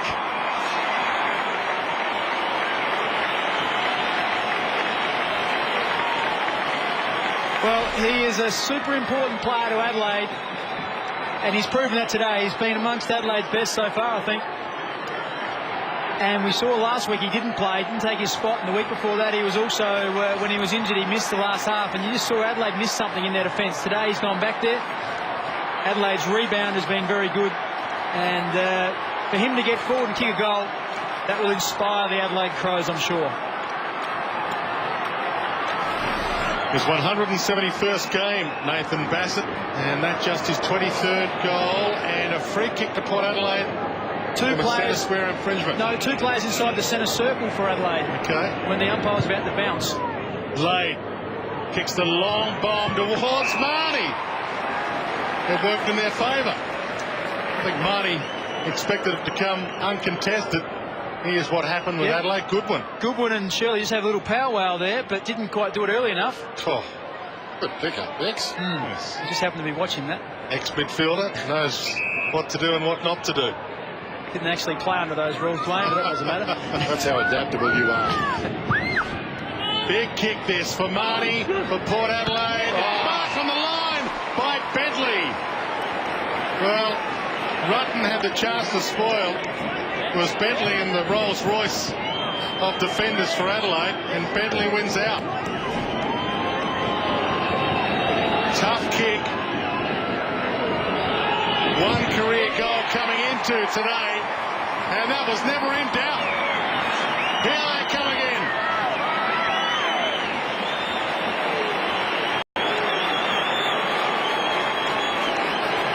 Some very lax defence there from Adelaide. I can only assume they thought the ball was going to go through for a point, because he almost marked this uncontested. He was just standing on the line, and Rutten was caught behind his man, and at the last minute he was caught behind Brogan, thought, I better go for this.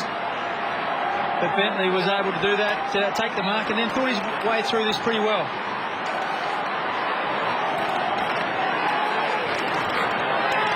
So Adelaide have won one of their last 4 matches. You just get the feeling in the big picture they're in trouble. Shirley, down goes Edwards, back to Shirley. Kicks from inside the centre circles, inside the attacking 50. Perry was up, knocked down to Knights. Snaps vacant square, going back Chad Corns. He's reading this so well in defence. Mark made the point that if they could play him at centre half back, you'd know he'd push for all Australian selection. Kane Corns towards the wing. Pearce. Blistering pace. Kicks towards the 50. Bassett will come. Takes the mark on his chest. It's almost like he led for that then. Yeah, read it beautifully off the boot. Put it in his path beautifully. Goal kicker, defender, what next? The bright sunshine at Amy. Nathan Bassett, runner-up in the best and fairest last season. Beckons a man forward. Biglands, as if Bassett were a conductor. I'm sure he can do that too. Bassett comes up, acknowledges the mark from Biglands, then calls for the ball back. It's a fair yell too. I could hear him from up here. You could have heard him on your effects, Mike. Inside the defensive 50, spots John Cock and punches the ball low and hard to John Cock as they occupy some time, if nothing else. Interesting watching Chad Corns. Doesn't actually have a player, so he's just lurking there to be that third man up if the ball gets kicked long. Adelaide Crows being cautious at the moment. Bassett, chip kick, inboard, and Thompson takes the mark. Perry on the move now. Scott Thompson over the head of Doughty. McLeod saved the day. Back to Doughty. Sends it long. Henschel couldn't get near it. Chaplin. Henschel gets the step away. Corns again. Last line of defence. He's either marking them, stopping them, and he's reloading them again. Willis. Pearce to the open wing. He missed his target last time. He misses it this time. Edwards cuts it off. Salopek makes the contest. John Cock, a 2-on-2. Pokes it towards the crowd. Out of bounds on the fall. And Henschel is down still in the hands of Tronus. Oh, gee. Right ankle or knee. And they might have to bring a stretcher out here and stop play. You said that the Adelaide Crows are in trouble, Dennis, in the big picture. Well, that makes them in even bigger trouble. If Burton's not playing for the finals and Rashido's not fit, he's not playing this afternoon. Yeah. Play continues, and now Henschel, top 3 goal kickers. Thomas just hanging on, and that doesn't look good. Is that almost a free kick? Well, no, he's tried to do everything right, hasn't he? He's got to his back at the finish. That's what I meant, yeah. But just felt his legs were just caught underneath him. That was the problem. Yeah. So both teams looking to huddle up here. Trent Henschel is about to be placed onto the stretchers. So we were talking about the big picture prior to this happening. Rashido not playing today, their top goal scorer. This man lies second. Burton lies third. Burton's missed a fair bit of football. Burton is that wild card on the forward line. Henschel, a little similar, can do the unexpected, but this forward line would have become any more orthodox than you figure. I thought coming in this afternoon without Burton, they really needed to prove something to me. I doubt they can win the premiership. That's before this happened. But just have another look at this. If you don't like the vision of players getting injured, look away now, because this other angle, the graphic looks a little uglier than the first one.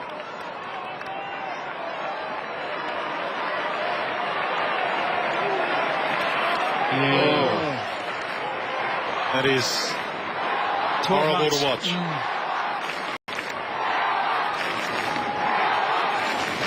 And silence is about the only way of adding to it, because that tells its own story, that picture. Henschel is down. You would think he might be out for the season, if not longer. I know, Bix, you won as captain of the Adelaide Crows. You won your first grand final for this great club without Tony Modra in an 80-goal season. Well, that's right. Very similar circumstances, but Modra went down in the prelim final against the Western Bulldogs and had injured his knee and missed 12 months. And look at have you got a Darren Jarman to step up in this well, side? I guess Mark Rashudo is the one they would, I guess, cast in that role this year. They would be wanting him to do that, but look, it's just unfortunate that he's done so well in the last couple of years to get himself up to a stage where he's been a really good player. He kicked 8 goals earlier in the year against Essendon, I think it was. Yeah, it was. To have an injury like that, but look, let's not think that he's the only bloke that's happened to. We saw young Jason Rowe last night who may have a similar injury, and the Bulldogs have had 5, Brisbane have had 4 or 5, and if it's a knee reconstruction, I know the timing's terrible, but it still goes on, and it means that someone else will get an opportunity. Let's hope for the best. We're not doctors. He's coming off the ground, but it certainly didn't look good. Interesting, footy is such a cruel game in its way. You saw the coach's box when Henschel was down, and it's very much the coach acknowledges, he knows in the back of his mind, this is a body blow. But you've got to get on with it. You can't even show that reaction. The king is dead. Long live the king. I guess the other thing in Adelaide's favour is that Perry and Welsh have pretty much missed the whole season, and they've only just come back in recent times. So they do have one thing they are blessed with is a bit of depth. So I think they still have the players capable of kicking a winning score. So we'll see how it unfolds. Yep, boundary throw in. So we're back to the action. Clark tips it down, but straight to Jew, sends a long run down towards full forward. Bassett brilliantly done, got a hand to it. Ebert was thinking about this soccer, running out of space. Just paddled across the line by Kasisi. 4 minutes to three-quarter time. Interesting to see what psychological effect it has on both the sides. You think Adelaide could be a little bit flat after seeing that, and Port maybe just get a bit of a sniff. Some of their players might not know. They wouldn't have seen the vision. It didn't go up on the scoreboard. Port Adelaide 8 points down. Burgoyne caught. Will get another ball up. But they might not know how bad it could be for Trent Henschel, the Adelaide Crow players. They'll still be looking at getting their season back on track. Brogan slaps it down, trying to rush it behind. Ball still in dispute. 8 minutes from goal. Massive players around it. And once again, the umpires can sort it out with the ball up eventually. Umpire Derek Woodcock trying to get into the middle of it. Edwards and Brogan. And now the Adelaide Crow players, you would think, would try and make this ball up end in a behind. Blade keeps it alive, slapped it out. McLeod does well to Bassett. High towards Van Berlo, one grab, not the second. Kingsley, magnificent tackle, Van Berlo. Dump, good tackle also by Thompson. And the ball tied up just outside, attacking 50. Just as Bentley thought he was going to sprint clear and have a shot. You sense the next 4 or 5 minutes in this game are pivotal in the result. If one team can get a goal or get any sort of momentum, could go away to deciding this. Jew knocked it down. Downey held by the arm and slung. Edwards. Van Berlo taken down from behind. The tackling intense now. Ball trickles out towards Salopek, but he was going nowhere. And the ball up.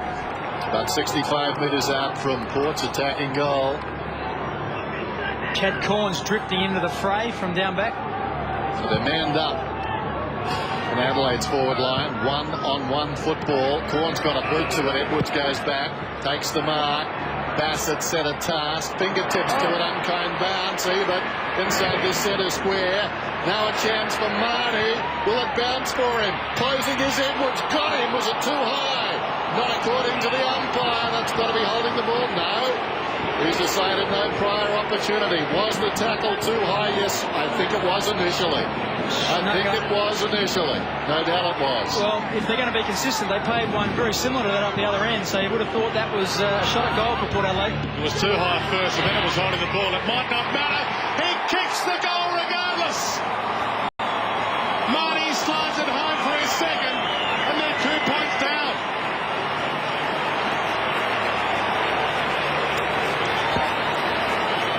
Well, there is a footy god, Dennis, there's no doubt about that. And he was unhappy with the umpire's adjudication and says, look, we'll give Marnie one anyway. But look, that's discounting how good Josh Marnie's snap was there. He just found himself in a bit of space.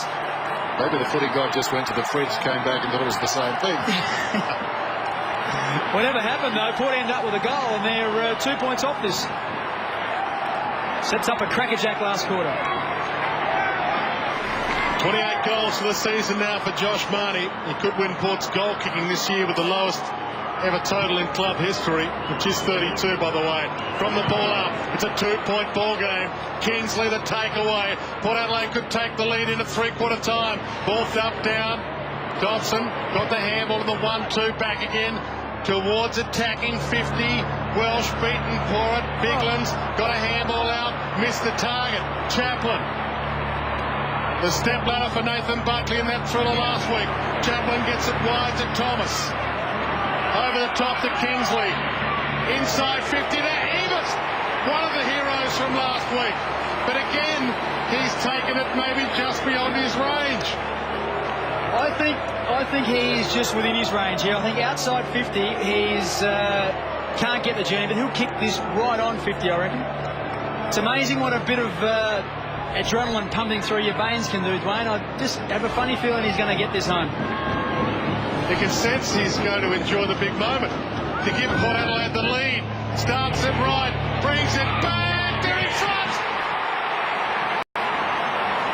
Oh, bits.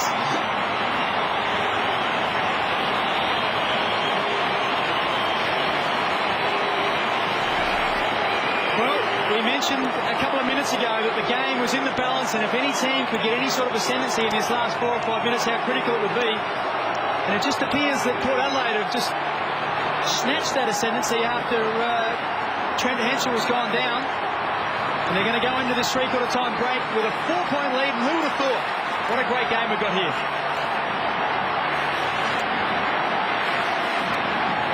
Well, Evert's got 3 goals. Port have kicked the last 3. I think we need a trainer up here to just don't cross-fix his fingers. Opened his big gob and he was spot on. Opportunity diving after the football is Shirley. Immediately claimed, and that ball slow to release. Salopek's got it now, wishes he didn't. And the umpire calls for it. 1:20 to go. Neil Craig on the phone. A remarkable last month for the Crows. Trendsetters, slumping trendsetters now. Falling to the ground, Kingsley. Lower goes back, under pressure. Pearce is loose. Tracks it out towards the boundary. Hoping against hope it will stay in, it won't. It was interesting work, and I had an eye on Pearce, and the ball went up and he just absolutely bolted forward and almost created an opportunity, but I guess it shows that he's got some confidence in his players around the footy. They're going to win it. His bolting is quite a bit of voltage. As the ball goes towards the boundary line, Dowdy tracks it out this time. Those hustings over there taking a fair pounding. 4 points the difference. Port in front. 1 minute till three-quarter time. Sunday football from Amy Stadium. Showdown 21. Clark wrestles his way in front. Falls behind. Tackled without the football. Shirley will get the free kick. Geez, I thought he had it, to be quite honest. Maybe one last chance for Adelaide to take back the lead. No, Shirley, Bassett. He was bumped as he marked it. Ebert and Bassett have collided heads, I think.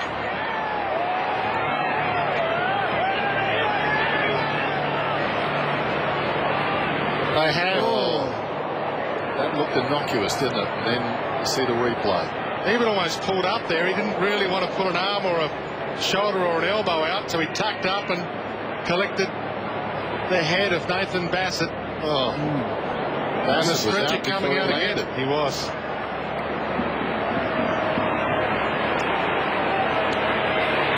So not only the big picture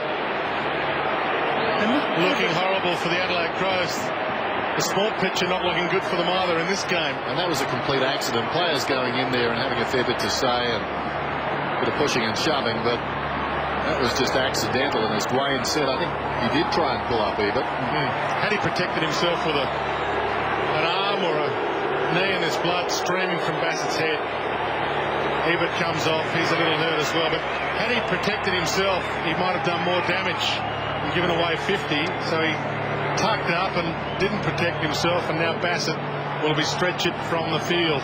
That's one of the problems with these derbies, whether it be Perth or Adelaide, Bix. The build-up sometimes creates carnage. Now, not talking about injuries, but It's not far from the surface all the time, is it? I mean, suspensions, players doing the wrong thing. Well, yes. I mean, we know that it's the build-up that leads to some of these events. Yeah, that was an accident, but what followed, there was no need for anyone to go in there and do any remonstrating. The only thing I can think of is, like Dwayne mentioned about Henschel not knowing what had gone on. I guess they saw the contact was perhaps a little bit late, and they didn't realise that it was a clash of heads. And it looks pretty bad, of course, and they want to fly the flag. So perhaps there's an element of that in there, and no doubt some frustration. They've seen two of their players stretch it off, and also under pressure on the scoreboard. But so the last thing they can do is get somebody on report. That's exactly right. But you can just sense that there is some simmering tensions out there, and it is close to the surface. So look, three-quarter time probably comes, or I know it's very close, there's 37 seconds left. It probably comes at a good time for both clubs to regroup and just to, I guess, plan some sort of strategy for this last quarter. That's the tricky thing late in the season. I mean, a team like Port Adelaide can virtually be matadors, can't they? They can just show the red cape to the opposition and virtually dare you. Well, if you're in the finals, you can't take that dare. Exactly. I guess that comes down to the mental strength. You've got bigger fish to fry, for want of a better term, later in the month or going into September, and you just got to keep a cool head and say to the opposition, if they are goading you, look, you book your holidays for September because we're going to be playing some important footy. So that's the challenge if that occurs. But look, Adelaide have got some senior players, some older, wiser heads out there. I'm sure that's what they'll be saying to their younger fellas. Nathan Bassett giving the thumbs up to the crowd there, which is good news. He moved his head, as you saw on the mobile stretcher. So hopefully there's no jaw or cheekbone damage to Nathan Bassett. It looked horrible with the blood, but hopefully he'll be okay for next week. So 30 seconds from three-quarter time. McLeod heads to Perry, who's a long way from where he'd like to be on defensive 50. The call would have come out to all the players how many seconds are left. They had plenty of time to do that, the coaching staff. So Adelaide Crows, knowing how long was left, are doing exactly the right thing here. Mop up the seconds, go in at three-quarter time. They're going to go in 4 points down, but at least they can regroup. Just don't turn the ball over. Back to Perry. Another uncontested mark on the stat sheet. But there's the siren. Big last term coming up, especially for the Adelaide Crows. They are playing to regain top spot on the AFL ladder. But Port Adelaide pump. They know they've got this start team on the ropes. Three-quarter time here, Amy Stadium, Showdown 21. Port Adelaide 11-5-71. Adelaide 9-13-67.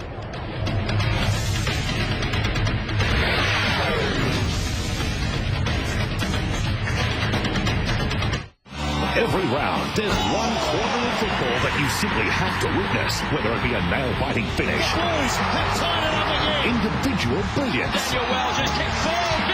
or two teams going at it like prize fighters. The crucial quarter, tonight, only on Fox Footy. This Father's Day, it's all about him at Harvey Norman. Shop now for your chance to slam dunk your way to the USA. Grab Dad a personal fridge to keep his cans cool. 5 great themes to choose from, only $299. This hot prepaid Samsung phone plays MP3s, just $299 with bonus Vodafone starter pack. And for the family movie maker, Panasonic's DVD digital video camera, a hot $746. Great deals, great prizes, including a family trip to the USA. Dad's Day is a winner at Harvey Norman. Big Aussie Sixes have all been going the same way. Till now. Coming soon, a Big Six inspired not by touring cars, but by Formula One. Toyota Orion V6. Make your move. Join us on Tuesday night. He played for the Bombers at just 15 years of age. Timmy Watson, the Dimboola kid. Plus a man played for the Tigers. Mervyn Kane from Witchybroo. Then join me for some classic 1987 action from the Fox Footy Vault. That's your legendary Tuesday night right here on Fox Footy Channel.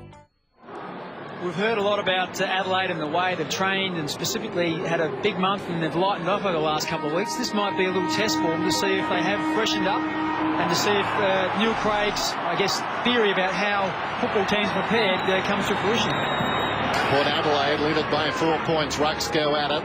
Kingsley steals it away. High ball down towards the attacking 50. In front, Salopek couldn't complete the mark. Dowdy Douglas. Now Bok with plenty of support goes over the top. Tyson Edwards running hard again around the outer side, shuttles beyond the wing, kicks inside the forward 50. Welsh was up, couldn't complete the mark. Willits knocked it forward. Eventually Port with the run of the football. Willits side puts it up towards the wing. Van Berlo tracks it back close to the boundary line, stops, looks infield. Plenty of indecision. Kingsley came up, picked his pocket, could have been held without it. Salopek slides in. The ball, as you can see, wedged between his legs. Matner looking for a pair of tongs there. Will have a bounce. Or some gloves at least then to extract it. Tough bounce coming up here. He walks it in a couple of metres. A little away from the boundary line. Good tackle by Goodwin. And we'll get another ball up. Kingsley putting his body on the line there again. You sense some urgency about Adam Kingsley as well. Keen to play another year. Yep. Out of contract, he could be playing for his career today and next week. Knocked down by Brogan. It falls in the end to Lade. To Cassisi. To half forward. Bouncing ball. Rolls past a couple. Marnie. John Cock. Marnie dives in. Ties it up. Got high. Free kick to Ebert. Ebert will line up for number 4. It was clever by Kingsley on the wing too, wasn't it? Indeed.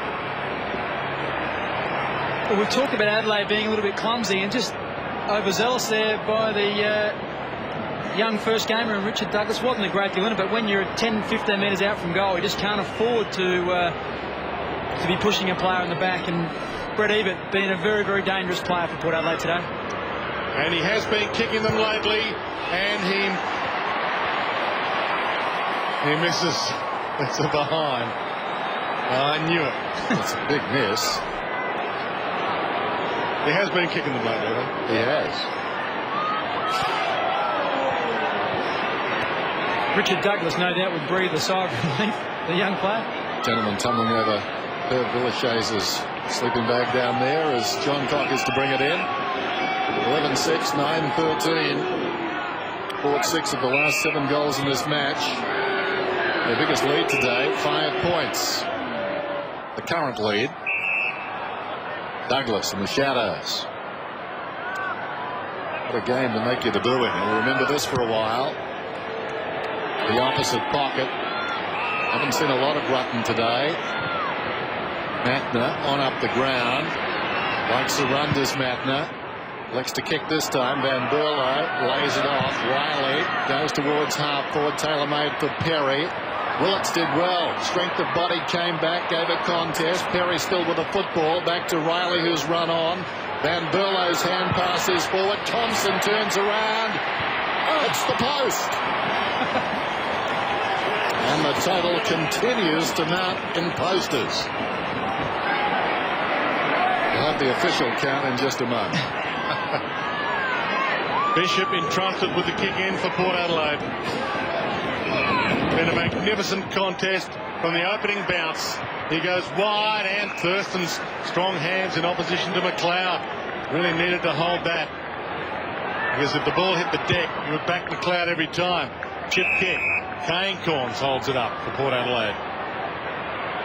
Interesting, we talked about Willits, how he played back for Glenelg and coming forward. He's now been thrust back into that defence. So being versatile has worked for him today. He seemed to feel comfortable. Kane Corns sends it high and wide to the wing.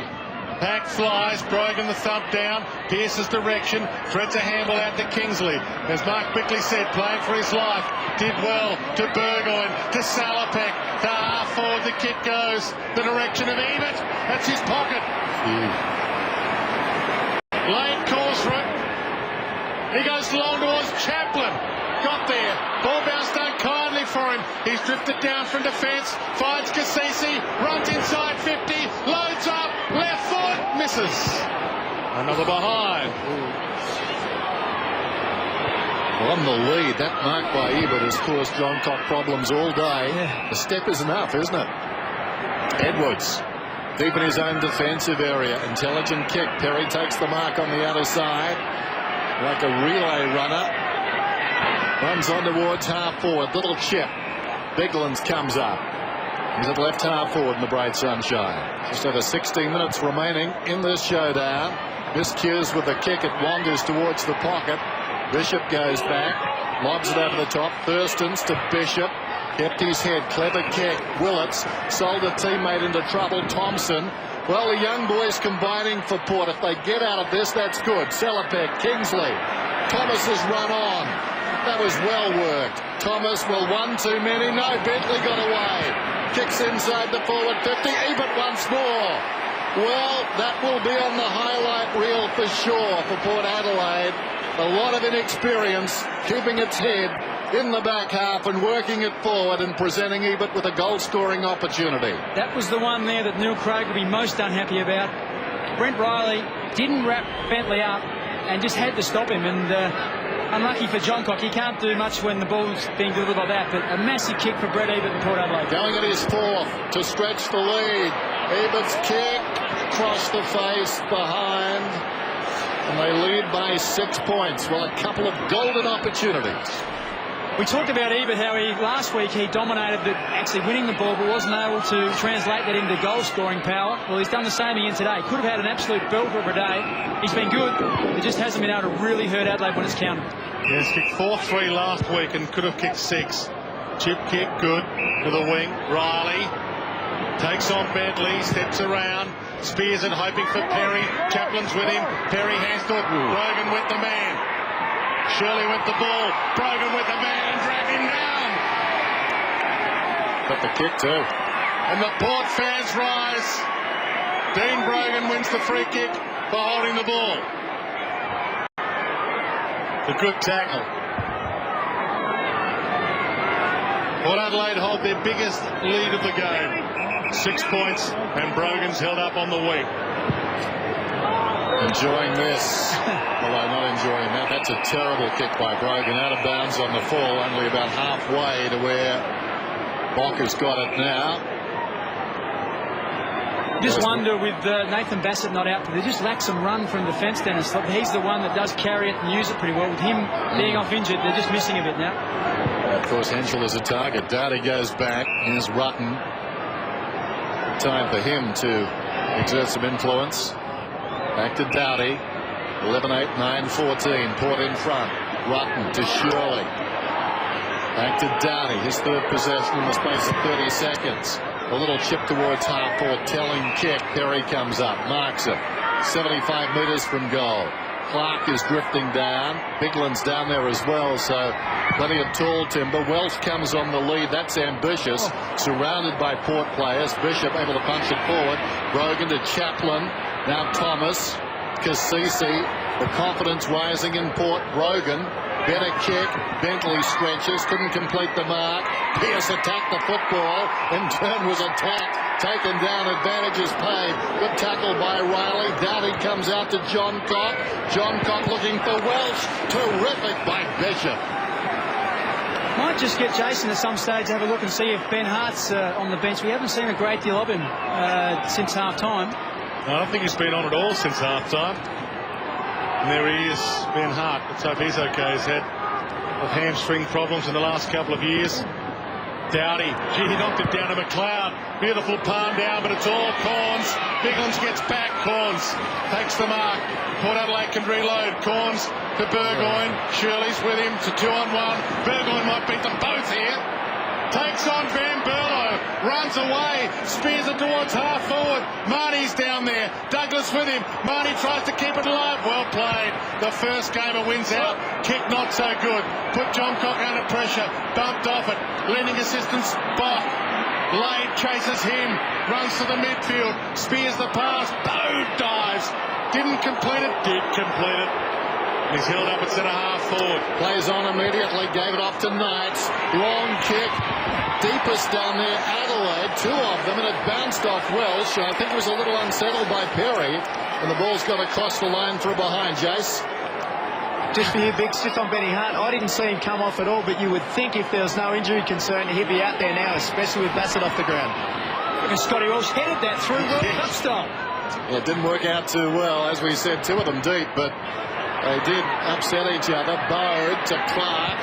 Clark goes looking for Welsh on the lead, but finesse not always. Matty Clark's long suit. And he found Willits. who pops it out to Cassisi. He decides to hold. If anything, the breeze is favouring Port, but it's not strong. We'll check with Jason in a moment. This is Thomas. His last few minutes have been good on the outer side, and now close to our commentary position. Goes looking for Bentley. That's on the full, is it? No, I think the boundary umpire got it right. Into the turf from Riley. Jace, what about the breeze? Breeze across the ground, if any at all, Dennis. Blade, Brogan and Clark all line up for this ruck contest. Brogan and Rutten went for it in the end. Clark tried to get a handball through. Cassisi tried to find an avenue through, got caught, and will get a ball up half forward flank for Port Adelaide. What's the rule there? There was 4 ruckmen there and the ball ended up with Clark and he took possession. Who's to say who the ruckman is? Because if he was tackled, he could have been holding the ball. I think you're vulnerable if you take it out of the ball in. You're vulnerable regardless of whether you're a ruck, rover or tall or small. Ball up. Port Adelaide home game. Big Port Adelaide contingent in the crowd. Salapak, Jew, Evers. He's got another shot at it to extend it beyond the goal again. They put Matner on her in too, have they? He's certainly tracking him that time. Tell you what, that is an amazing kick by Stewart too. Half a step, and they could have had Carl Lewis on him and they wouldn't have stopped that kick because it was just a great effort. Interesting now, Ebert, you'd have to say that the goals would look pretty thin at the moment. We saw Chad Corns just walk over to him and give him a few give him a bit of advice on where he should be kicking it. But last 2 very kickable goals he's missed. He kicked a magnificent goal to give Port Adelaide the lead earlier in the game. This one, he lines up deliberately, brings it back, misses again. He's got 3 goals, 3. Amazing how it comes and goes. And Matner, I think, there for that ability, because he's taller, to get a fist on the ball that we see Ebert marking above his head. Brogan did well, stifled a hand pass from McLeod. Strong tackle. Down goes Pierce. Tackle applied by Bock. Out of bounds, 65 metres out. Still 6 points the difference. 10.5 minutes to go. Brogan gets the tap, but there was shepherding, and a free kick will go to Lade. Lade and Brogan both there. Hard to know who was doing what to whom. I can't see that. Lade's got the football, 70 metres out. Long, a prodigious kick, right to the square and beyond. Well, not quite. Off hands and beyond, the behind. What a terrific kick by Brendan Lade. Is it too early to be a handy point, Dennis? No. Definitely a handy point. Speaking of terrific, this is a terrific game. Showdowns normally are, and from the outset, it's been an intoxicating contest to watch. Shirley, Biglands, Rutten. Adelaide Crows, they've got a top 2 spot sewn up, but their season at the moment is not as bright as it was about round 14-15 when they looked to be unbeatable. Edwards runs the half-back flank, pokes the pass, mark taken by Knights. Edwards, he takes them on, slips the kick inside 50, getting back Corns with him. Clark, Clark slapped an arm, Willits to Corns, shrugs an attempted tackle by Biglands. Dangerous kick. He's got a Thompson. Bad option. He goes to Perry. Good option. Here to Welsh. Ridden in the back. Parallels play on. See. That makes some of the natives restless. Pierce to Bentley. Wrapped up by McLeod. Got the handball to Bishop. Put Adelaide on the rebound with loose man. Corns dropped it. McLeod slaps it. Bishop picks it up. Back to Bentley. He's spent. He's had 3 chases in this string of play. Back to Kane Corns. Now to the loose man. Pierce looks up. He's got a short. He ignores it. He goes long to Ebert. Bouncing ball. Back in the pack. Stewart Jew. Box back there. Needs to rush it. Jew off the deck. The Jew kick. The ball. Has slowed it. The ball barracks for Port.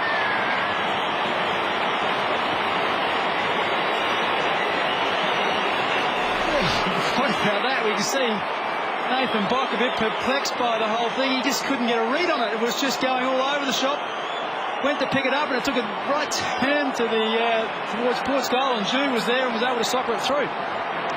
But a big decision up the other end where 10 metres out, Scott Welsh seemingly pushed in the back. It goes down, and Port get a goal.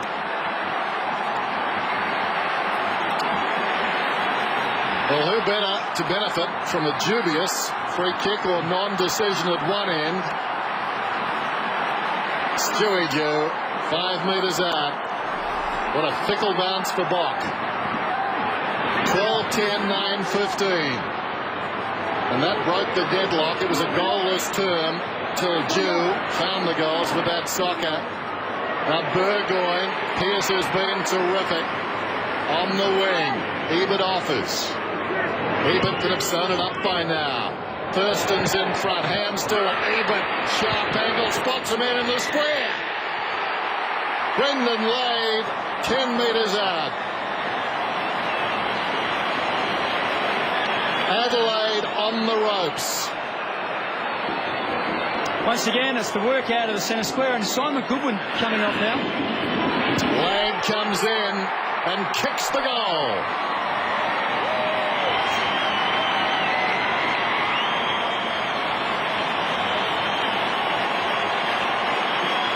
Great work by Port. Won it out of the middle. And then it was just contest there from Thurston's. Ebert has just had a blistering game. Hasn't been able to put it through the sticks himself, but then just, I guess you call that a goal assist, Dennis, where he's put it right to the advantage of Lade, who's kicked truly from point blank range.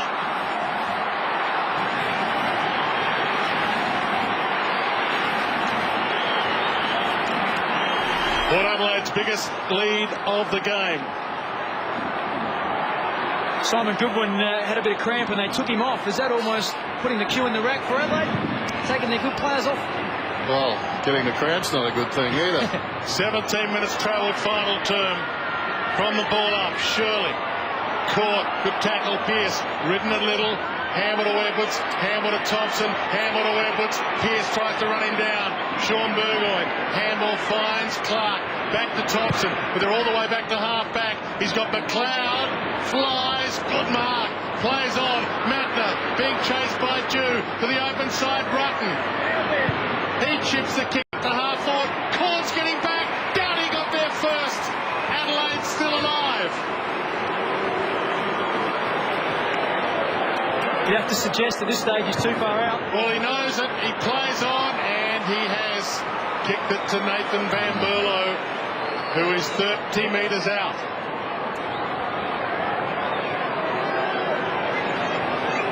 Well, a bit of urgency coming into Adelaide's play then. Tyson Edwards right back there, just was able to hold on to the footy, but McLeod took the mark and just played on at all costs. Matner fed the ball out to Rutten. And you think you'd have to kick this now, Van Berlo, to give Adelaide any chance. Massive kick. Not just for this game, but Adelaide down on confidence. And he thinks he's got it. They're still alive. He's got two.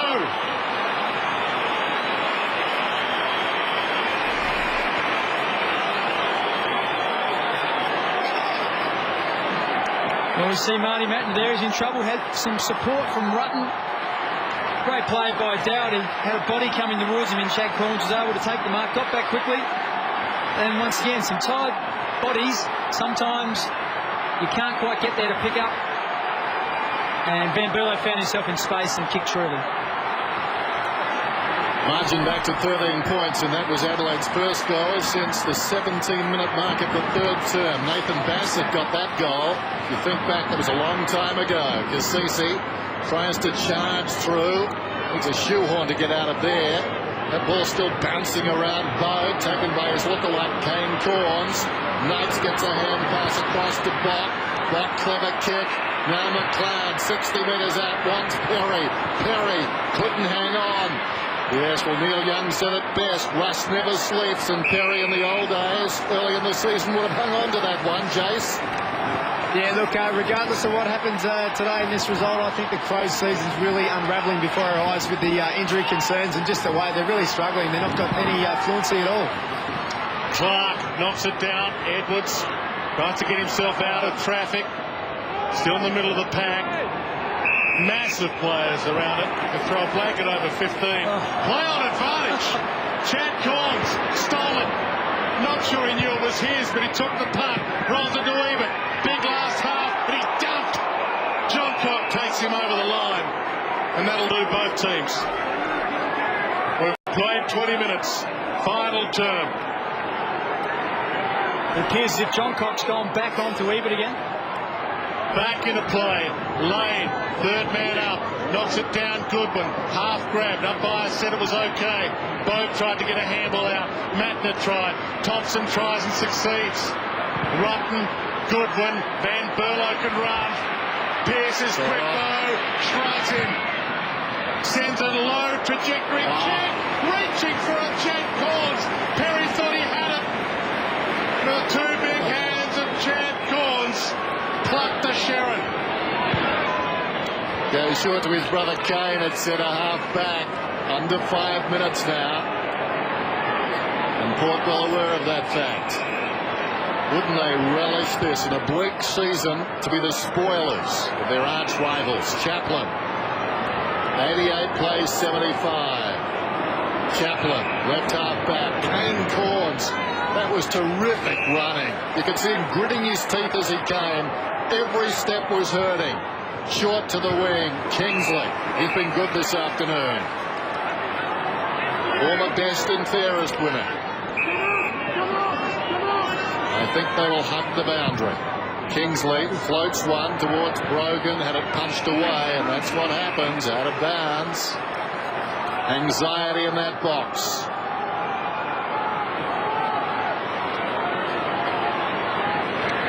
They play Melbourne to finish their season.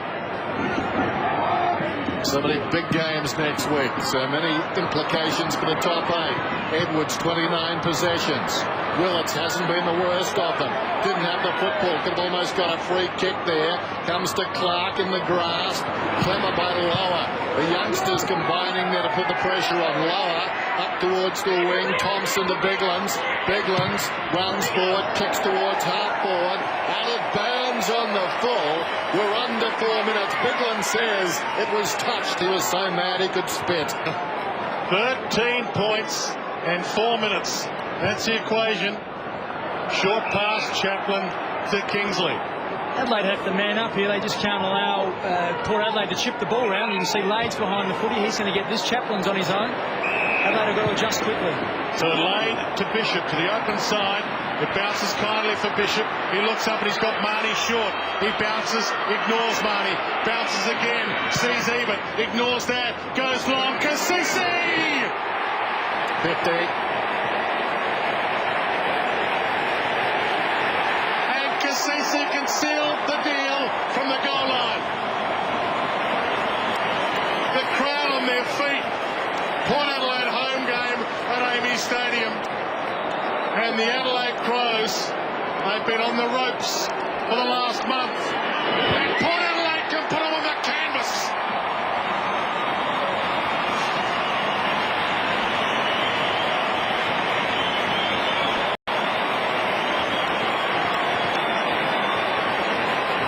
Well, we talked about Adelaide having to man up, and through not doing that, they allowed Port to chip it round until Bishop found himself in space. And then after having 3 bounces, he tried to kick it long, but it didn't come off the boot that well. Didn't make it to his intended target in Thurston's. And I'm not sure about the 50-metre, to be quite honest, but that's what happened. He would have kicked it anyway, but well done by Port Adelaide. The Adelaide Crows coming unglued here this afternoon. The margin is 19 points. Blade goes up, stolen away by Tyson Edwards, who's been superb. So is this man. Chad Corns grabs it, kicks it back towards the wing. Pearce, wonderful game from the speedster too. Look at him go. Takes on his opposition, runs down to the 50.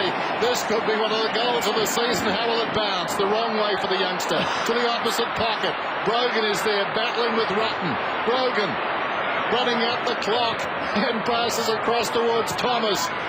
Thurston's got a boot to him. Jew's in trouble. Thurston's with the run of it. Outside the 50. Hand passes inside the 50. Salopek ran into a dead end. Douglas got him. It spills wide. Bock over the football. Cassisi tries to spin out of trouble. Bock was waiting for him. Down he goes. And the clock continues to... No, it doesn't. It stopped. They were quick there. Very quick. Bounce. You see Salopek attempting to get a handball out there, but Port Adelaide, their pressure has been fantastic. They've tried to keep the ball moving, and they've done it really well. You can see the massive players around it. Trademark Brogan to Burgoyne to Pearce from 45. Misses. In all honesty, this last quarter, we talked about how Adelaide would run the game out. Port Adelaide have finished all over the top of them. And really, if Ebert kicked 3 goals and Pearce has missed one and they've had a couple of others, they could have went on and won this by a lot bigger margin. John Cock. Now, what's the call from the umpire? Is it something to do with the second ball? No idea. This is when it gets very murky. Umpire Woodcock indicating it must come back to John Cock. How would he be feeling right now? Vindicated.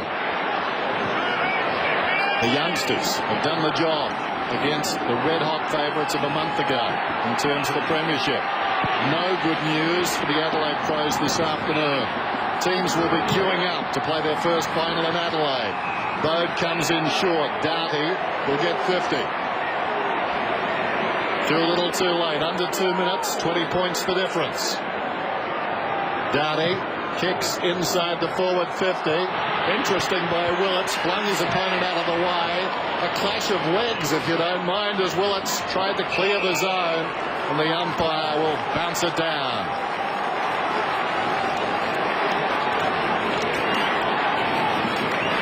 Almost a career-making game, perhaps, for Ryan Willits. He has been solid in defence. Palm down good to Rutten. Unlikely goal kicker, unlikely hero. Kicks it straight in the air, and there is Ryan Willits. They may have found a spot for him. He played an attack on debut last week, but defence might be his go. From the kick away, Van Berlo, Rutten, Bode, 90 seconds and counting. Left foot kick is a goal. He's got 4.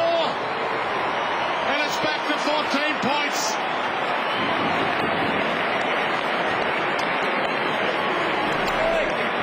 Too little, too late, you would think. 90 seconds of play to go, 14 points.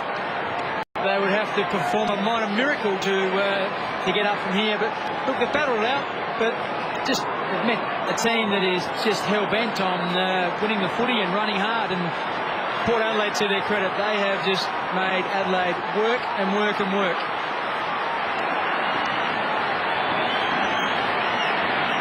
Matthew Bode, 15 possessions this afternoon, 4 goals. An outstanding forward. Like Ebert at the other end. Rucks go at it. Stolen away by Edwards. Kicks it down towards the attacking 50. Perry's got it. He did play on. Now he has a problem. Bode helps the ball on its way. Goodwin controls it brilliantly. Deep in the pocket, and guess who? Fitting.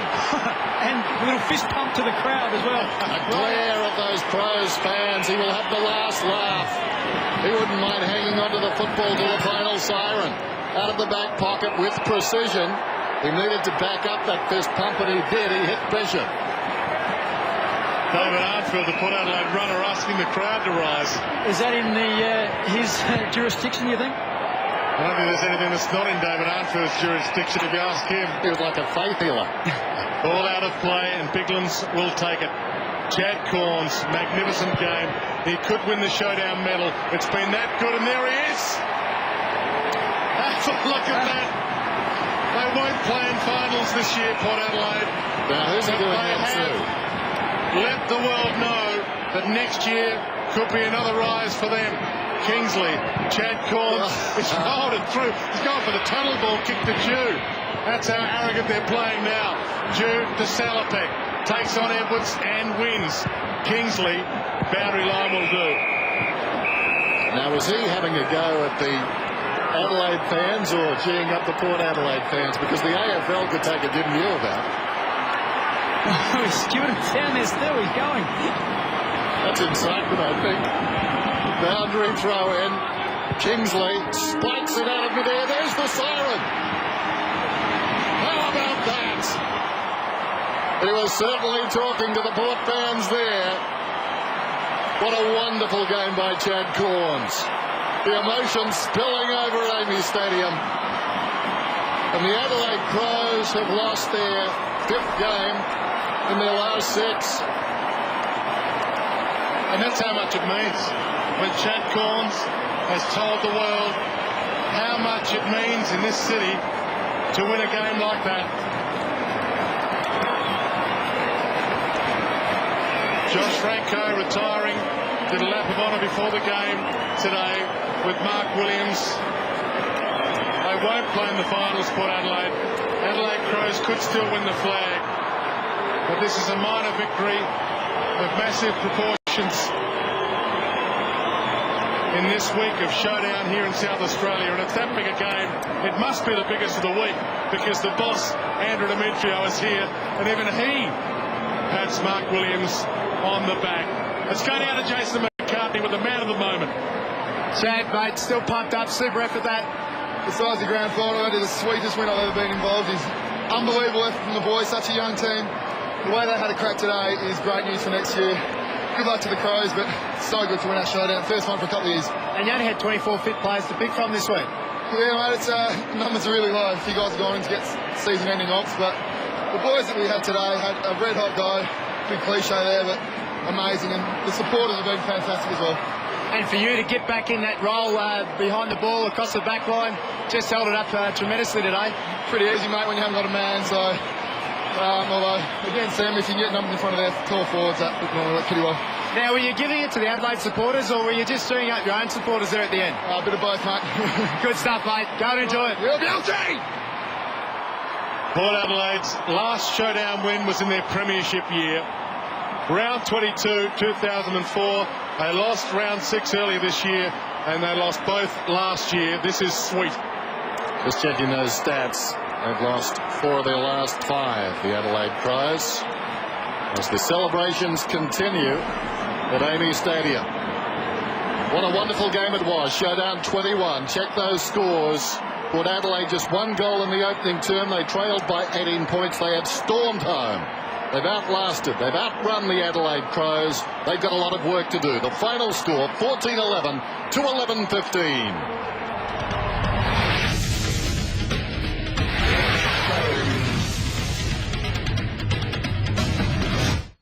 Grant Thomas says you won't be going back to St Kilda. Grant Thomas might not be there. He's made a complete ass of himself. Is Hawthorn on the top 4 side? Not this year, I wouldn't have thought. They didn't try as hard as the opposition. Ensong's 26, he's playing like he's 32. 7:30 White Line Fever, 8:30 on the couch. Live and exclusive tonight. If that's not going to give you motivation, nothing will. Big Aussie Sixers have all been going the same way. Till now, coming soon, a Big Six inspired not by touring cars, but by Formula One. Toyota Orion V6. Make your move. Secrets Exposed this September on Discovery Channel. From exploration to examination, Egypt's new tomb revealed. 12 hours of father-son bonding. American Chopper Father's Day Marathon. Actual science behind the stuff of fiction. Sci-fi saved my life. Bruce Parry goes back to basics and becomes one with the tribe. September on Discovery Channel. Thursday on Fox League Teams, join Footy's esteemed panel of all-stars for the latest team lineups and to-the-minute football analysis. Take that out of the game. We're getting to garbage footy and we don't want it to come out in the public and do that. It reeks of arrogance. Don't say Mark Harvey didn't instigate that. Fox League Teams, live Thursday on Fox Footy Channel.